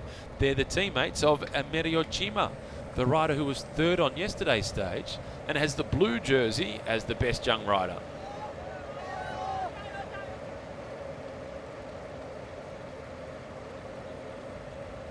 Some parochial support from the side of the road, and you can look at the gear ratio that the guys are riding here. The big chainring at the front, and it looks like it's around about the 14-tooth sprocket at the back. They must be doing speeds of 45 plus kilometres per hour. Saw the rider from the Giant team, Ding. He had his hands on the inside of the brake levers. That's just to try and reduce the surface area across the chest and maximise aerodynamics. Well, more than 45, 50 kilometres per hour in fact. And it still might not be enough to hold off the peloton. Their advantage now is down to just 31 seconds. And that's the position on the handlebars that I was talking about, making the front of the body a little more narrow. And we saw in the opening prologue, Dylan Kennett, he turned his brake levers all the way in to create that smaller surface area, because in this race you're not allowed to travel with a time trial bike or put additional time trial equipment on, such as disc wheels or aero handlebars. So you just modify the existing road bike ever so slightly.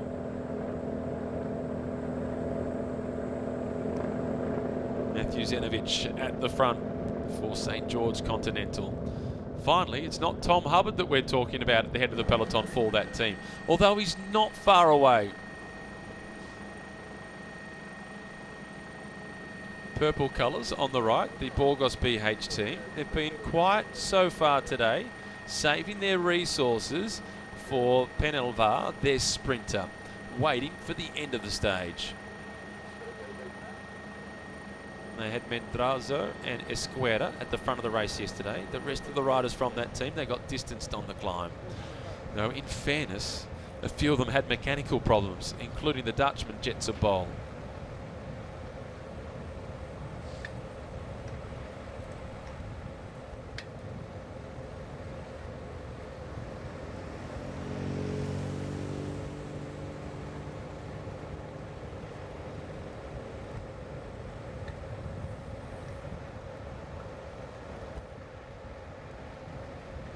So the 5 leaders.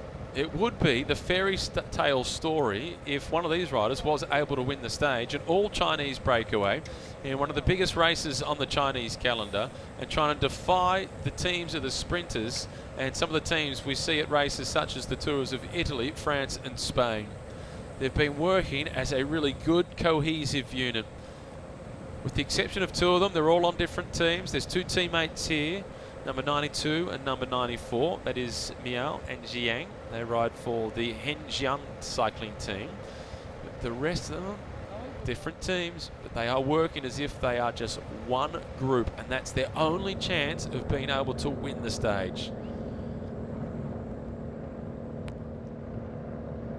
This is Yuval Ben Mosh now at the front for the Israel Cycling Academy team. This is a much more serious chase. He really is upping the tempo. One of 2 Israeli riders on the Israel Cycling Academy team. And of course, Tom Hubbard comes to the front, right on cue. Kiwi, who's one of the reliable workhorses for that squad. Number 32, Simon Carr, down the back for the Dalco Marseille team. Somewhere near the front will be number 35 for that team, Brenton Jones, the winner of yesterday's stage. Jones will quite like the last 1.5 kilometres on this stage. Right-hand turn just inside 1k to go. It's very much to the liking of Brenton Jones, who is a brilliant criterium rider. He is the current Australian criterium champion.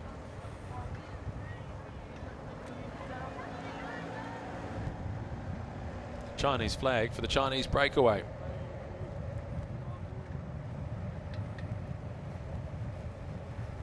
A good turn of pace by number 104 Zheng as they went through that corner, maintaining their rhythm out of the corner. Lozano is the man on the front, the dark blue colours. Second position, that is Prefico. And Matteo Prefico, he has been the breakaway killer on a number of occasions. He's the one rider from Androni Giocattoli that they keep on sending to the front to chase down the breakaways inside the last 5, 6, 7 kilometres to make sure their 2 sprinters are in the ideal spot to at least be in with a chance to win. At the moment, you're seeing a lot of the teams getting themselves organised, and they're all lined up together. But the Androni squad, they've got just one rider at the front, Sprefico. Meanwhile, their sprinters, Benfato and Palucci, they're just hiding in the peloton amongst the other teams of the sprinters, and they'll feed off them. They don't need the big lead-out train.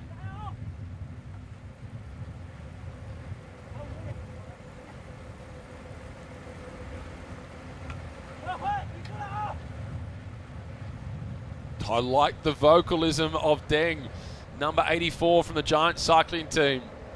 Doesn't need any translation, it's just all encouragement. Unfortunately for him, unfortunately for the breakaway, it looks like it might be a similar situation to what we saw 12 months ago when the brake was caught just on the last corner.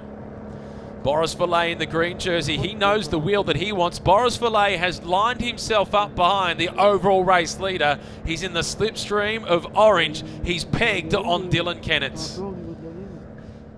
Israel Cycling Academy moving up on the right-hand side of the screen as well. Looking for Mikael Reim to see if he can go a little bit better than what he did in the intermediate sprint. He needs a spot inside the top 3, and he needs to be ahead of Boris Valet to go from 4th overall to a position on the podium at the conclusion of this race.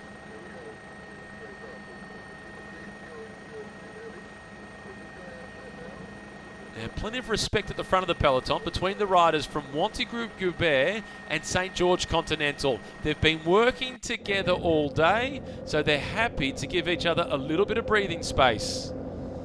The quick look across the shoulder, that was with Li Daohu in the white colours, just to assess the situation. Perfectly understandable. It'll be difficult to pick the most combative prize on today's stage, but if I was the one to choose, I'd go with number 92 in the red colours.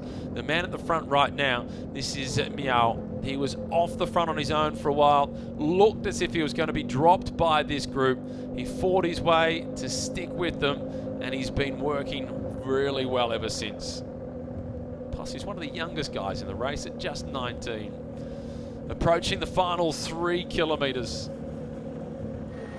The peloton can see their prey. They've got the breakaway within their control. The blue jersey on the left starting to move up towards the front. That's Emilio Cima. He's always prepared to take some big risks. Importantly for Cima, he has his brother Damiano to support with the lead out. And Damiano was a stage winner this year at the Giro d'Italia, where Pascal Ackermann finished in 2nd position. So that is a quality lead out for Emilio Cima. Now just about everybody in the breakaway is looking across the shoulder. Panic stations are starting to set in, but it's not over yet. They start to attack each other. This is Lee who's now going on the attack over this bridge. It will feel like a hill to the riders in the breakaway. For the sprinters, this bridge is a good opportunity to use their teammates to string the peloton out and make things ever so slightly safer. First of the riders from the breakaway now has been caught. That's Zheng from Kunbao, who's been reeled back in. Israel Cycling Academy on the right-hand side of the screen. They're trying to move around the outside using this bridge and their horsepower to get their sprinter, Mikael Reim, right to the front end of the main field. But St. George Continental, they've got the horsepower to control the race. They won't be outdone on the final stage. Kennett is still sitting comfortably right in the business class seats, and he's got Boris Valet lining up behind him. A little bit of a flick on the left. Mikael Reim is the last of the riders in the white and blue colours from the Israel Cycling Academy. Rugugu is just behind him in the black and red colours. Brenton Jones is also being brought forward by the Delco Marseille team, and he gets himself up towards that orange jersey of Dylan Kennett. He and Boris Valet are both fighting for the jersey of Dylan Kennett. There's one right-hand turn to come. Once they hit that, they'll see the finish line. The trick is not to go too soon, not be fooled by seeing the finish. Save it until hitting the afterburners with around about 200 metres remaining. Valet wiggles his way through in the green jersey, and he picks up the wheel of Dylan Kennett once more. And the purple colours, Penalvar, he is squeezing on the left-hand side of the road. He's looking to get himself in a position. Israel Cycling Academy now at the front. Chen, the red jersey, is the best Chinese rider. He goes to the front as he's fighting to try and protect their sprinter, Roy Efting. The last right-hand turn inside the final kilometre. Kennett in the orange jersey, he's set to win the race overall, but can he make it stage win at number 2? There's a little split at the front. Israel Cycling Academy trying to close things down. Now Wanty Group Goubert coming through. Kennett is going early. Valet is waiting in green. Dylan Kennett hits the front. That is a long way to go. Perhaps he's trying to set it up for one of his teammates. Kennett He looks across the shoulder. He now gets out of the way. Roy Eftin in the dark colours, the Dutch sprinter. He is also gone early. This is still a fair way to go. Benfato is waiting. He's poised. Benfato has won once. It's Chima in the orange colours. Einhorn is opening up. Benfato is squeezing through. Palucci on the right. Teammates doing battle. It is Benfato who gets the win. Palucci also celebrates, but it's Benfato who makes it too.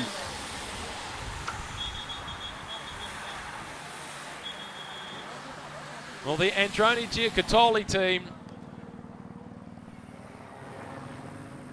they used their teammates to perfection throughout the race. They didn't do too much of the work until the final few kilometres.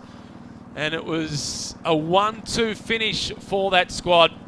Marco Benfato taking the stage win. Matteo Palucci in second position. Importantly, Boris Valle in third place. That time bonus will move him up to second position overall.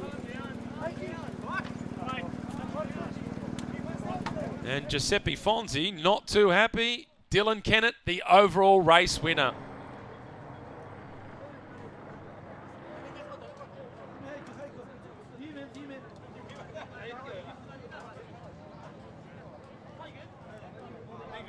And you could throw a blanket over them once again. It was super tight at the finish line. It's Benfato, Palucci, Valle. Then it was Einhorn, followed by Perron and Reim in sixth position. Therefore, in terms of the general classification, it's Kennett in first place overall, Boris Valle in second position in the general classification, and Matthias Brandl rounds out the podium in third spot.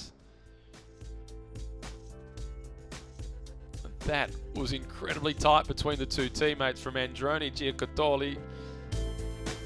Nearest the picture, Benfato with the yellow shoes. And Boris Valle again so consistent in the placings. Second yesterday, third today. And he's now up into second position in the general classification. Confirmation, Marco Benfato takes out the stage victory. That's his second, the fourth for the team. Matteo Palucci in second position. Boris Valle in third place, but it is Dylan Kennett who goes out the winner of the 10th edition of the Tour of Taihu Lake.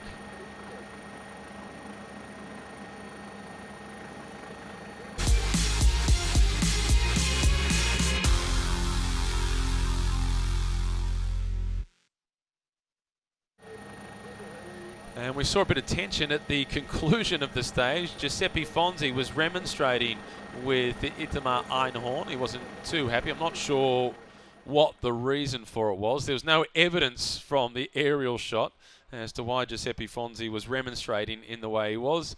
Perhaps tempers, well, they just get a little bit flared when it comes to sprint finishes. And the ever so classy green jersey of Boris Valle congratulating this year's winner, Dylan Kennett. From last year's winner to the 2019 winner of the race, Valle across to Kennett. Brenton Jones just sliding through the picture, the winner of the stage yesterday. Surprisingly, didn't feature inside the top 10 today.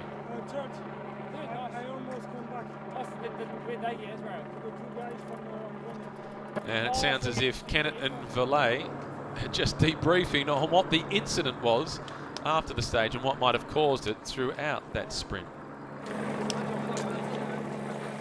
Wasn't a bad move by Kennett, not getting involved in that sprint. There was nothing to be gained by being part of that sprint finish. Sure, if he got a clear run at the line, sprint finish, take the stage victory, fantastic. But there was a lot more risk than what there was reward.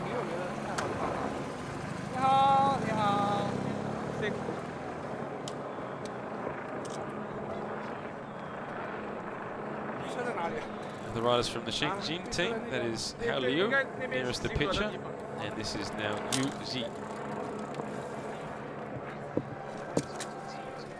And the Neri Sottoli team, they're in a deep conversation with Montegroup Goubert. The wetlands, the entertainment park here as well. chance to enjoy Mother Nature. This is the debrief continues. Sometimes they think they ride alone.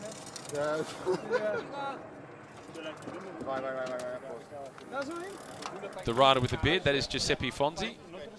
He's the rider that was the most heated at the end of the stage. Nearest the picture, number 141, the former Greek national champion, Georgios Bouglas.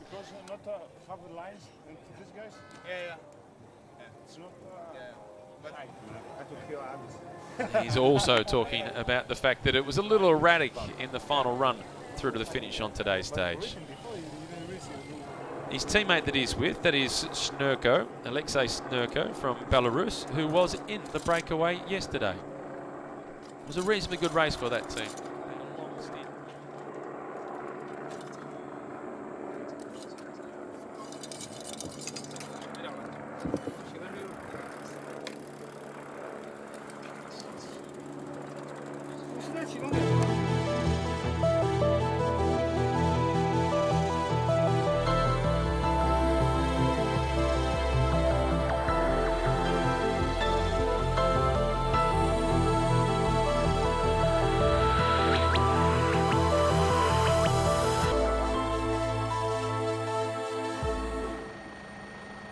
The 2019 edition of the Tour of Taihu Lake, it has been run and won, and it's the Kiwi Dylan Kennett who has come out on top. Last year he was right there in the mix after he won the prologue, but the climbs got the better of him. This year he survived. In the final dash for the honours today, it was an Italian double. It was the Androni Giocattoli team with Marco Benfato getting the win ahead of his teammate Matteo Paolucci. It was then last year's overall race winner Boris Vallet who took out third place. And with third place, Boris Vallet moves himself into second position in the general classification. There was a bit of an incident, the back end of the stage as well, that caused some heated moments across the finish line, but it was pretty clear out in front. Benfato in the red colours with the yellow shoes on, not for one moment did he move off his line. He had the horsepower to get his nose there in first spots. It's been a good race for the Androni squad. They've won 4 out of the 6 road stages.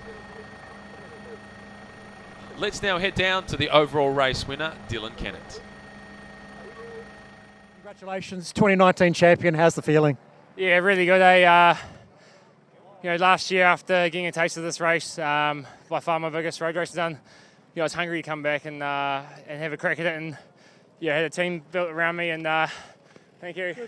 Yeah, and it's nice to pull it off and stay safe today. It's tempting to celebrate a bit last night, but we knew we can't until it's over, Consistency's been the key, hasn't it, this year? In a one-week stage race like this, what's been your personal highlight so far this week? Well, to be honest, probably just the hard work. To be honest, my favourite part was when I won Stage 3, I think it was, and the boys worked on the front from Kilometer 0 all the way to the finish. So, and then to rally with the boys yesterday and get over the hill. So the teamwork by far has to be the highlight, and it shows you work hard as a team and get the rewards. So we're stoked, and Brett Dudden, the team owner, he's bloody stoked, and so are all our friends and family. So for a small team, and these guys all work jobs, so I'm the only one that doesn't work a job. So a bit of pocket money for the boys, but so no, they've deserved it. So we're so proud of the boys. Yeah. Be great to have you back here as the defending champion, but it's a big year next year, isn't it? It's an Olympic year. Yeah, it is. It'll be just after the Olympics, so maybe we'll have even better form next year. But or maybe I might come in 10 kilo heavier if I've celebrated if I go too good at the Olympics. But next year's going to be a busy year, and it would be nice to come back and defend it. That's for sure. Congratulations, mate. Yeah, thank you very much.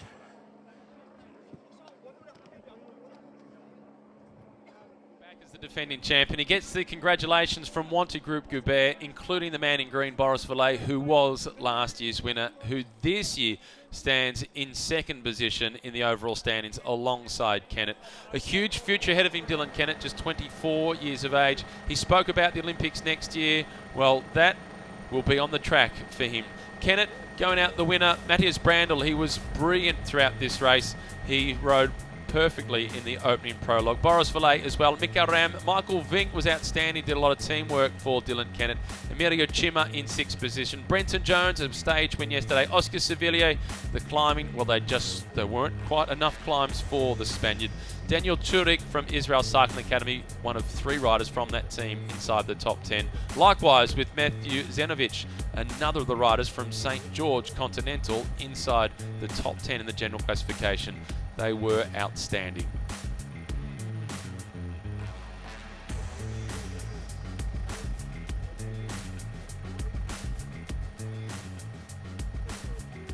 Well, for the rest of the riders in this race, particularly for some of the riders from this team, the Chinese riders, they can be pretty happy with the way they've performed. The guys that were in the break today, number 104 in particular, that is Li Dahu.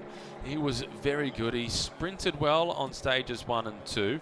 Got himself in the thick of the action on today's stage. There's a lot to look forward to.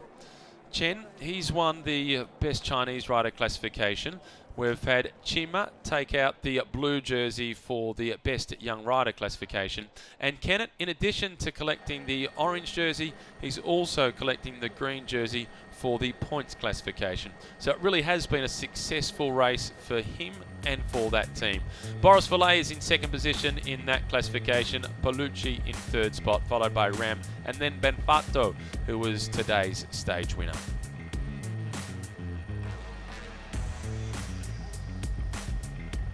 The green jersey today was worn by Boris Valet, but that was on loan. It is certainly Kennett who goes out the winner. Chima, for the 2nd year running, he wins the best young rider classification. It was the young Swede, Erik Bergström, who finished in 2nd spot. Venturuti of the Androni team was in 3rd position. Chen Liang Chen was the winner of the red jersey, the best Chinese rider. It was Li Hu in 2nd spot in that classification. Hope you've enjoyed this year's Tour of Taihu Lake. Congratulations to Dylan Kennett and the rest of his team. Hope you've enjoyed the coverage. Until next time, it's bye for now.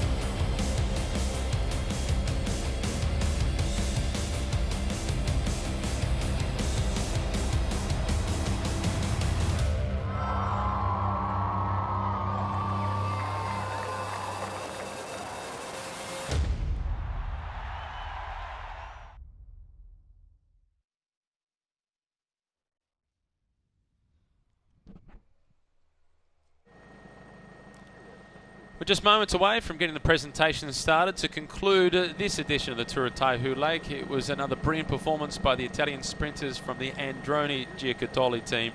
They have really dominated the sprint finishes. Between Marco Benfato and Matteo Paolucci, they've won 4 of the sprint stages. It's just been Dylan Kennett and Brenton Jones to take the other stages. And Matthias Brandl, he won the opening prologue. In the general classification, it's Kennett who goes out the winner. Boris Valet moves up into 2nd position, courtesy of the time bonus, and Matthias Brandl finishes in 3rd spot. So that's our final podium. Mika Ram in 4th position, Michael Vink in 5th place overall, Emilio Cima in 6th position, Brenton Jones, yesterday's stage winner, in 7th. Oscar Sevilla, the oldest rider in the race, in 8th place. Daniel Churik, the third of the riders from Israel Cycling Academy inside the top 10 in 9th. And Matthew Zenovic, the Kiwi from St. George, again, the third rider from St. George inside the top 10. For the points classification, Dylan Kennett goes out the winner. It's Boris Verlet in second position. In fact, that will change as well. The points, Palucci will move up into second spot. Benfato collected 10 points today. Boris Verlet will be in third. Benfato will be in fourth position. Mikael Ram will be in fifth place. But certainly Dylan Kennett going out the winner in that competition. And for the blue jersey for the best young rider classification, for the second year running, Emilio Cima is the winner of that competition. Eric Bergstrom in second spot. Nicola Venturuti in third position. Bergstrom, I should say, in second position at 18 seconds. And Tejada, the young Colombian, in fourth position. We'll see him with the Astana team next season. Chen Liang has taken out the best Chinese rider by 34 seconds. Li Hu was the only other rider eligible for that classification who survived with the best climbers yesterday over the mountains. So those two certainly do have a bright future ahead of them.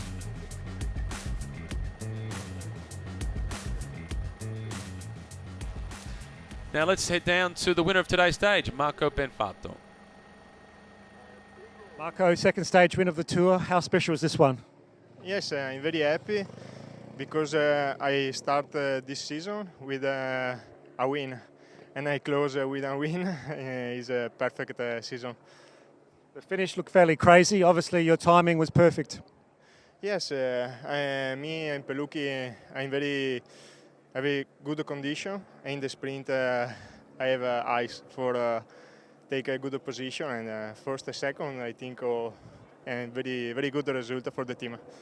Is this your final race for the year, and what's your plans for next year?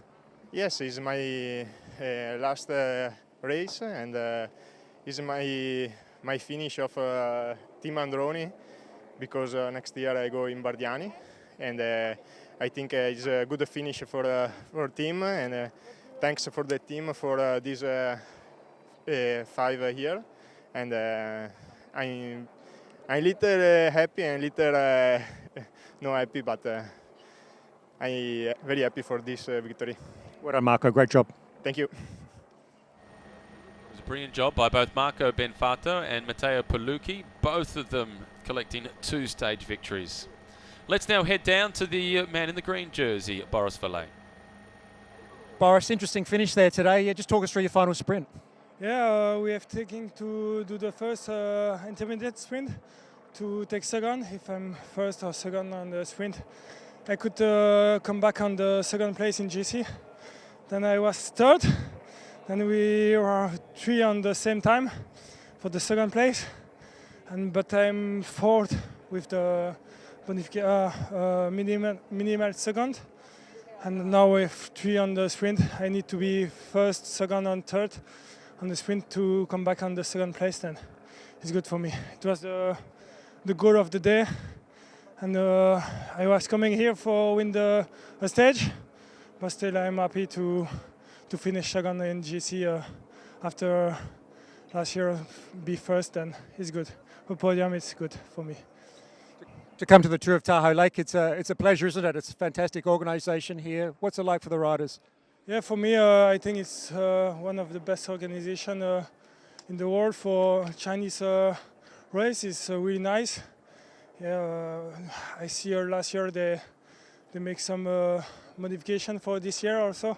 Then it's going to be also better each year, I think. Then maybe next year I come back again. Well done. Thank you.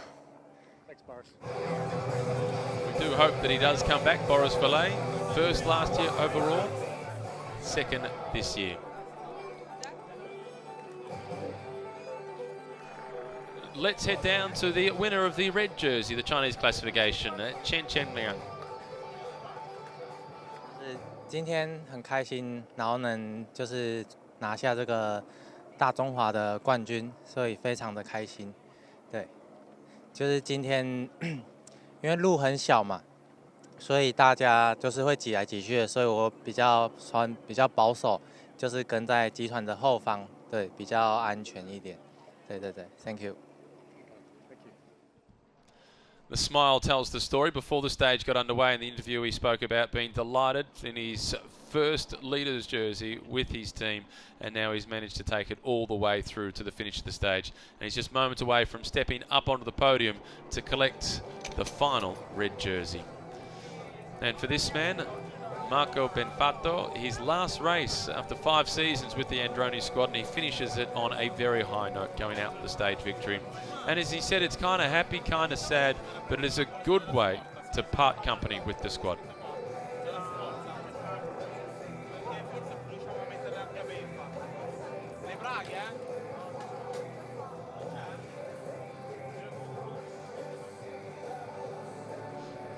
Let's now head down to Mark Falahy. Matthias, congratulations, 3rd place. You must be happy with that result. Yeah, actually, I wanted to be more in front. Yesterday we tried everything, but we couldn't lose Dylan. So today was a sprint stage. We were a bit unlucky in the sprint with Itamar and Miku. Also, the leader, he started his sprint and then he stopped sprinting with 500 meters to go. So he was a little bit on the way. They rode together with Monty, so yeah, today Monty took our 2nd place. You had a win in the prologue. The team's been very aggressive every day. You must be satisfied that the team's done their best. Yeah, we've tried everything, especially yesterday. We were in every move. We tried to make the race hard. Yeah, the leader really, Dylan, he had a really strong team, which brought him back a lot of times. So yeah, that made him a real winner, and I can only congratulate him. It's exciting next year, going to the Pro Tour level. We get to race in the biggest races in the world, like the Tour de France, against the best riders. Must be exciting. Yeah, I mean, I was already a few years in World Tour. I know this. I also enjoyed this year, especially races like this, where you don't have so much competition. It's also more fun. And next year we also try to have fun, but it will be for sure harder to take wins. Well done. Thank you. Thanks. Matthias Brandl finishing in 3rd position in the general classification. The Israel Cycling Academy team, they tried to get 2 riders from that team up onto the podium, but as Matthias just explained, it didn't quite work out with that intermediate sprint.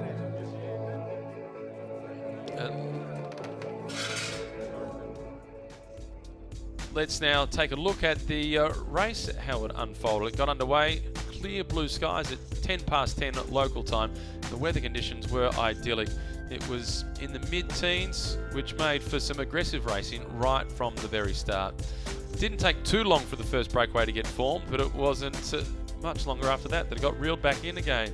And it was attack after attack as St. George Continental, along with Wanty Group Goubert, doing all they could to contain the breakaways. Etienne Van Impel, he'd launched the most dangerous attack heading in towards the intermediate sprint. Dangerous in terms of the hopes of the Israel Cycling Academy team and Wanty Group Goubert of being able to win the intermediate sprint. He was caught just with a few kilometres to go before that intermediate sprint. Matthias Brandl then launched his bid for the 3-second time bonus. Wanty Group Goubert, they did the chasing to close it down. Israel Cycling Academy with Einhorn doing the lead out. Valet trying to collect the points, but Palucci was coming over the top. Einhorn and Palucci locked together. Valet in 3rd position, and Mikael Ram missing out in 6th place, so no bonuses for him. And that was the rider that the Israel Cycling Academy were trying to lead out for the time bonus. That had Boris Valet locked together with Matthias Brandl in the general classification on whole seconds, but just a 1/10 of a second behind when it came to the countback from the prologue. A strong breakaway group of 5 riders then got off the front with roughly 20 k's to go.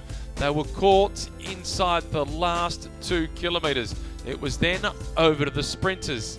And as they headed around the final right-hand bend, it was Dylan Kennett himself in the orange jersey, the overall race leader, staying up the fronts and out of trouble.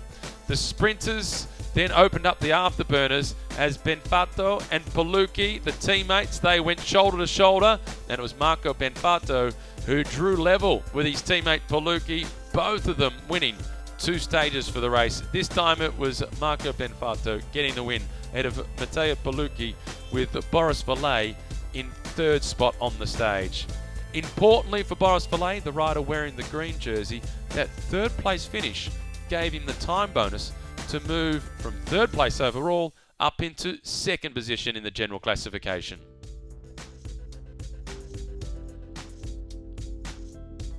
Wisely, Dylan Kennett did not get involved in the sprint finish. He just kept himself out of trouble.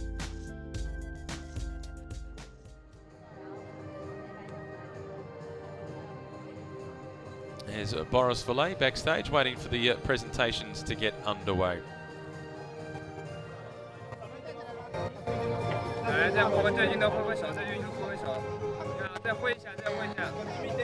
And for the rest of the other riders, they're watching on. Let's now get back down to our reporter, Mark Fallahy. Brett, team manager, you must be immensely proud of how the team's performed this week. Oh, for sure. I mean, everything went perfect. The boys did everything they had to do, and to get the win is, well, you know, it's been a long time coming for us in this race. A lot of work goes into it, doesn't it? I mean, there's reconnaissance, and you're not a team with a massive budget. Yeah, how much work has gone into winning the orange jersey here?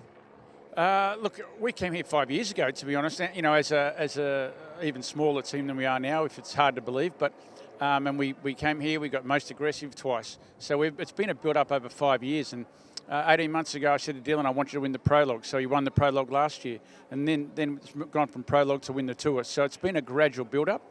You know, and you just got to have the guys with the ability to do it, I guess. And something on Dylan, I mean, he's, you know, what's he like inside the team bus, inside the team car? Oh, he's a bit of a character, and he's like, the guy is immense talent. It's unbelievable to think what he can do, and if people follow the track, they'll probably see what he's done on the track, and he's Olympic record holder over a flying lap. Then to convert that to road racing is you know, it's unbelievable. So he's got a lot bigger and better things to come, for sure. And to come to the Tour of Taihu Lake and race, they look after us here, don't they? Oh, it's unbelievable. Yeah, this is one of the best races of the year. As I said, this is one race we target to do well. We get good hotels, really well looked after, great people, and hopefully we get to come back next year. Thank you. I'm sure they will be invited back next year. Let's now take a look back at the final kilometre and how the stage was won, as the Androni Giocattoli team played their cards quietly but to perfection. The all-important last kilometre with the right-hand turn at around about the 800-metre to go mark. The Israel Cycling Academy team at the front, in fact with Matthias Brandl trying to assist with the lead-out, as Dylan Kennett in the orange jersey got a little bit balked on the right-hand side, and perhaps it was even at that point where he made the decision, I just want to keep myself out of the fire and out of trouble. The green jersey of Boris Valet was being supported by his teammates and moving around the outside. Brenton Jones was in a reasonably good spot at this point. As Kennett here with 600 metres remaining, it was always way too early for him to be able to win the stage, but it was more, my understanding or my take on it, a move of safety than what it was of anything else, as he kicked the clutch in pretty early and got to the left-hand side of the road to stay out of the way of the sprinters, as then it was Roy Efting trying to take over to win the stage. Damian Ojima sitting just behind him. And then Palucci and Ben Fato squeezing their way through.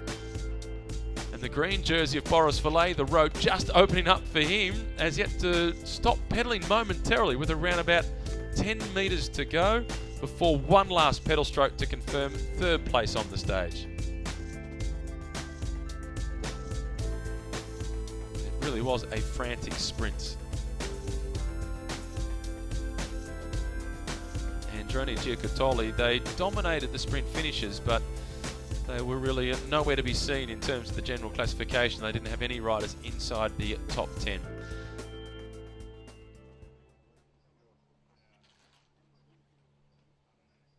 They've got riders waiting and ready to go for the podium presentation with the first and second on the stage. Thumbs up from Chen for the Mi Middle team. He'll be on the podium shortly as the winner of the red jersey for the best rider from the Greater China region.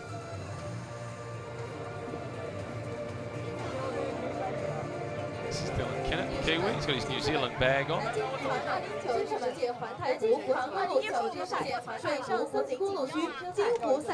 the New Zealand track program, he will play a crucial role for New Zealand at the Olympic Games next year. Ladies and gentlemen, welcome to the awarding ceremony of the Thumbs up for the team from Androni Giocattoli. Stage 6. No less than 4 stage wins for that team. 女士们、先生们，激动人心的时刻到来了。接下来要进行的是南京银行2019第10届环太湖国际公路自行车赛水上森林景区金湖 Third on 赛 today's 段 stage 前 and 3名 second 的 in 颁 the 奖仪 general 式。 classification. 前3名。 Interview time backstage for 获 Dylan 得 Kennett. 南京银行2019第10届环太湖国际公路自行车赛水上森林景区金湖赛段第3名的运动员是 Brace 瓦莱，来自比利时旺地车队。 Welcome to top podium. The top Boris Valet now being introduced as third on the stage. Boris Valet from Team Untitled. 第2名是卡塔尔佩卢基，来自安德罗尼洲际职业队。 And the runner-up of And in second place on the stage, Matteo Palucchi. 第1名是马尔科本法托， He's had a successful race. He's won 2 stages. And now his teammate, Marco Benfato, the winner of the stage. He was also the winner of stage 1, so won stages 1 and 6, the top and the tail of the road stages. 蔡少忠和江苏省体育产业集团副总经理宗瑞杰为获奖运动员颁发奖牌，并且送上吉祥物。 Now we'll present the medals and the souvenirs to the top riders of today's stage. On each of the stages, the place getters, they get medals. They also get these fluffy dolls. Boris Valet collected quite a few of those last year.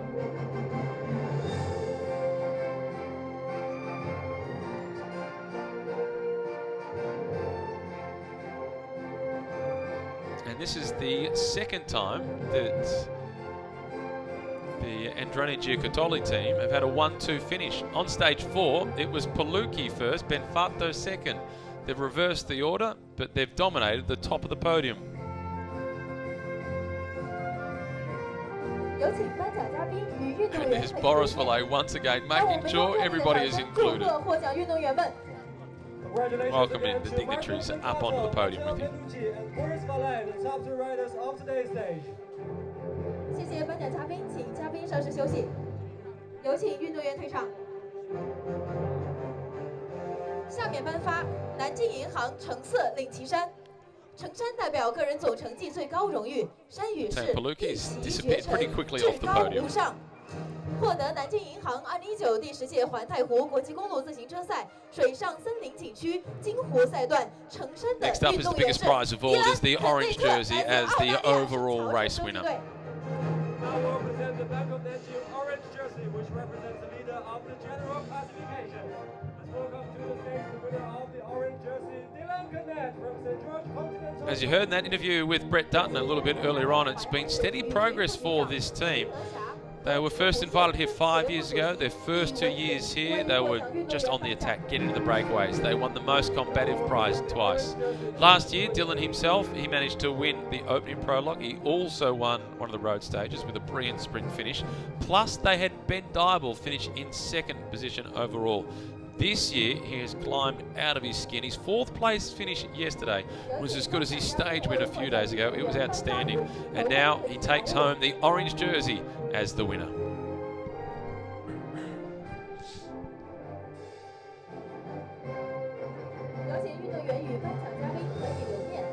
He's got the whole process down pat. It will actually be a real challenge for him to come back to the race next year after the Olympics. Such a build-up to the Olympics as his teammates just enjoying a lighter moment backstage. Having a bit of fun getting ready for the big celebration. Green jersey still to come for Dylan. It will be tough coming back as the defending champion post-Olympic Games. There'll be a real emotional release after the Olympics with that big 4-year build-up towards the Games in Tokyo. SAIC's got a green jersey, which represents the leader of the points classification. And welcome back to the podium, Dylan Kennett from St. George Continental Cycling Team. It's a convincing win in this classification for Dylan Kennett. Across the first 4 days, he was second, first. In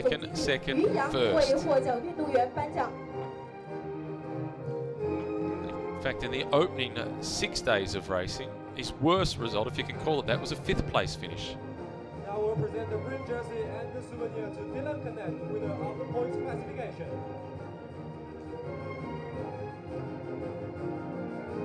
有请颁奖嘉宾为获奖运动员颁发月镜头盔和吉祥物。 He only got to wear the green jersey once, and that was after the opening prologue. He wore the green jersey on stage 1, when he actually had the green jersey on loan from Matthias Brandl. So the only time he wore the green jersey was the day where he wasn't actually in the lead of that classification. 有请运动员退场。接下来颁发金汇东航蓝色领旗衫，蓝衫代表今年个人总成绩第1名，山语是追风少年，潜力无限。 获得南京银行2019第10届环太湖国际公路自行车赛水上森林景区金湖赛段蓝山的运动员是以梅里奥西马，来自日博维尼凡蒂尼洲际职业队。 Now we will present the Kingwing Blue Jersey, which represents the leader of the Best Young Riders classification. And the winner is Emilio Cima from Team Nippo Vinifanti. This is not Emilio Cima who's stepping up onto the stage. This is Kiajo Kusaba, who is the teammate of Emilio Cima. He's come to collect the jersey, and I'm assuming Emilio Cima is either getting treatment for the injury that he had on a crash a few days ago, or he's had to make a quick exit to get to the airport in Shanghai. But this is Kusaba, one of the teammates of Emilio Cima, who has gone out the winner of the Best Young Rider classification.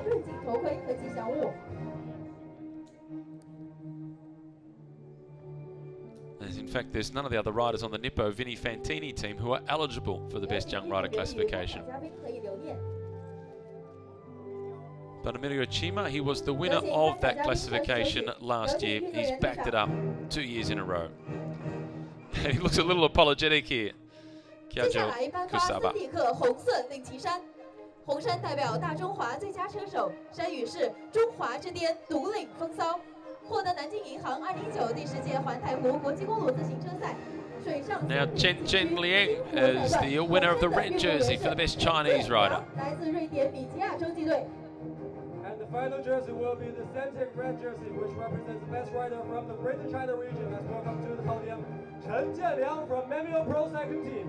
有请颁奖嘉宾，金湖县文化。 Just 2 riders eligible for that classification survived over the mountains yesterday. There was 30 riders in total at the start of today's stage that were still in contention. A few of the riders that started the race on day 1 crashed out throughout the race, but Chen Liang, he came out on top, winning by around about 38 seconds in that classification.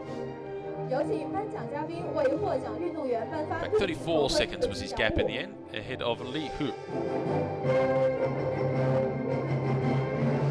请颁奖嘉宾与运动员合影留念。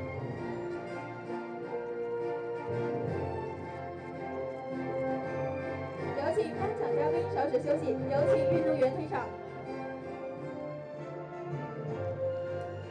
接下来颁发感动奖。 获得南京银行2019第10届环太湖国际公路自行车赛水上森林景区金湖赛段感动奖的运动员是苗成硕，来自中国恒祥洲际队。 This is Miao, who is the winner of the most combative prize today, and rightly so. He was in the breakaway with around about 20 kilometres to go, was off the front by himself for quite some time. And then Miao Qingshou, he was caught by 4 other riders. He continued to battle off the front, reeled back in by the peloton with just on 2 kilometres remaining. The young 19-year-old is getting recognition for his aggression today.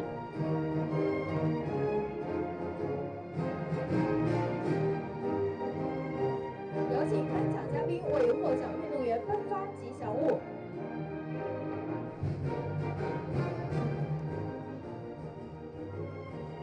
有请。 A thumbs up for the most combative, and I'm sure that's not the last that we have seen of Miao.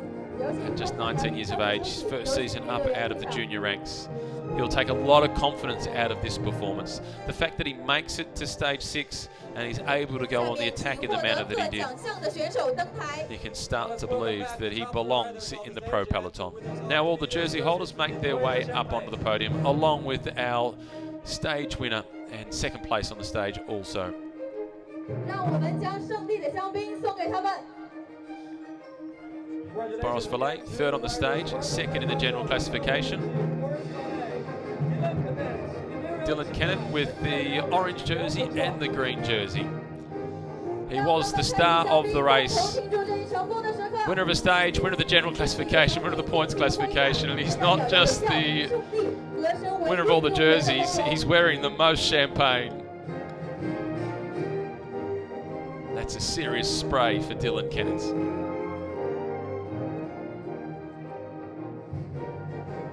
下面有请运动员退场到新闻采访区接受采访。再次祝贺获奖运动员们，同时感谢大家的守候，让我们一起享受。 So let's now take a look through the final classifications for each of the key jerseys.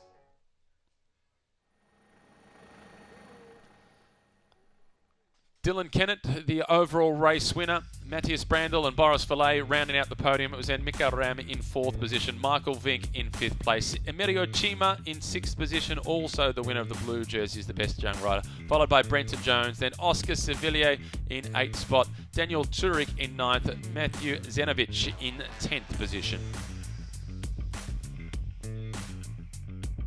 For the green jersey, the points classification, Dylan Kennett once again goes out the winner of that competition. Heading into today's stage, he had an unassailable lead, and it was Valet, Palucci, Ram, Benfato. They were his nearest rivals. Jones, yesterday's stage winner, was in 6th position.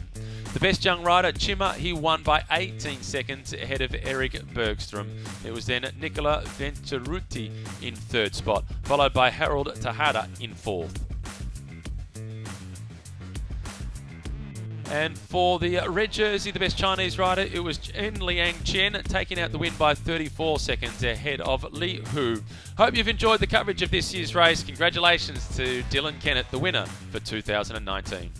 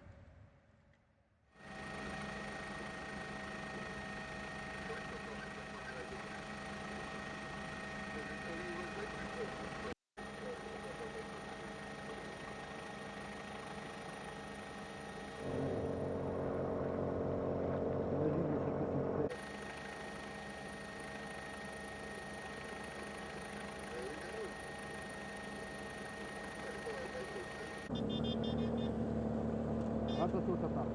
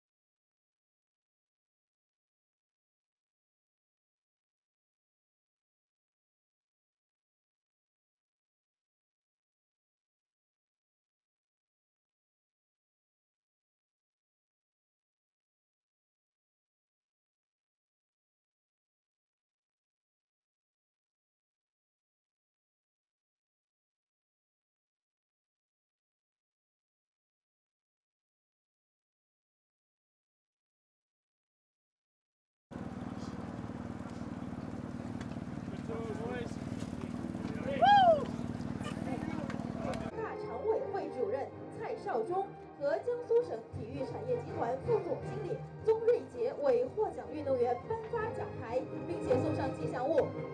大常委会主任蔡少忠和江苏省体育产业集团副总经理宗瑞杰为获奖运动员颁发奖牌，并且送上吉祥物。First Ballet, the top two riders of today's stage. 有请运动员与颁奖嘉宾合影留念。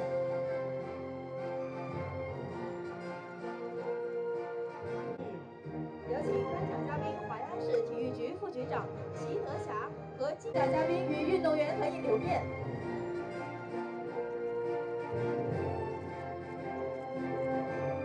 有请颁奖嘉宾稍事休息，有请运动员。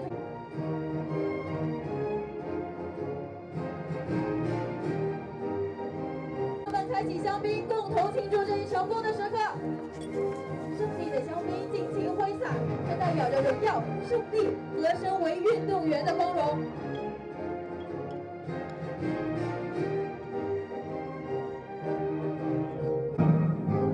让他们开启香槟，共同庆祝这一成功的时刻。胜利的香槟尽情挥洒，这代表着荣耀、胜利和身为运动员的光荣。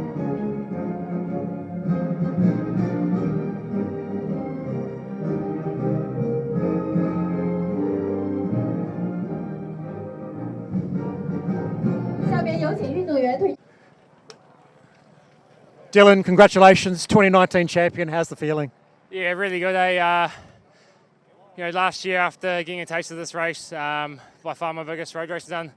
I was hungry to come back and have a crack at it, and had a team built around me, and thank you. Good, yeah, and it's nice to pull it off and stay safe today.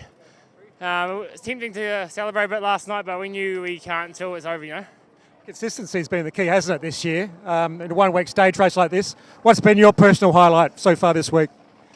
Well, to be honest, probably just the hard work. To be honest, my favourite part was when I won stage 3, I think it was, and the boys worked on the front from kilometre 0 all the way to the finish. So, and then to rally with the boys yesterday and get over the hill.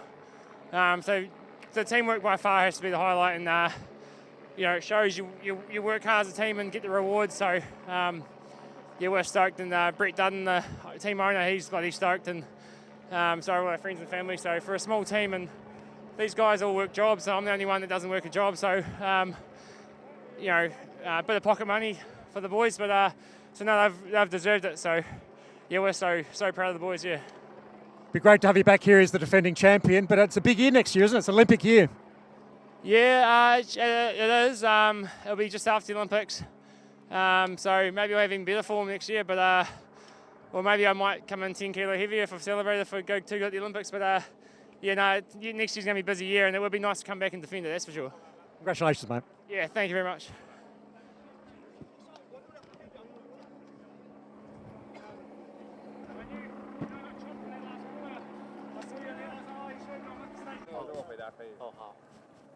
就是今天很开心，然后能就是拿下这个大中华的冠军，所以非常的开心。对，就是今天因为路很小嘛，所以大家就是会挤来挤去的，所以我比较保守，就是跟在集团的后方，对，比较安全一点。对对对 ，Thank you。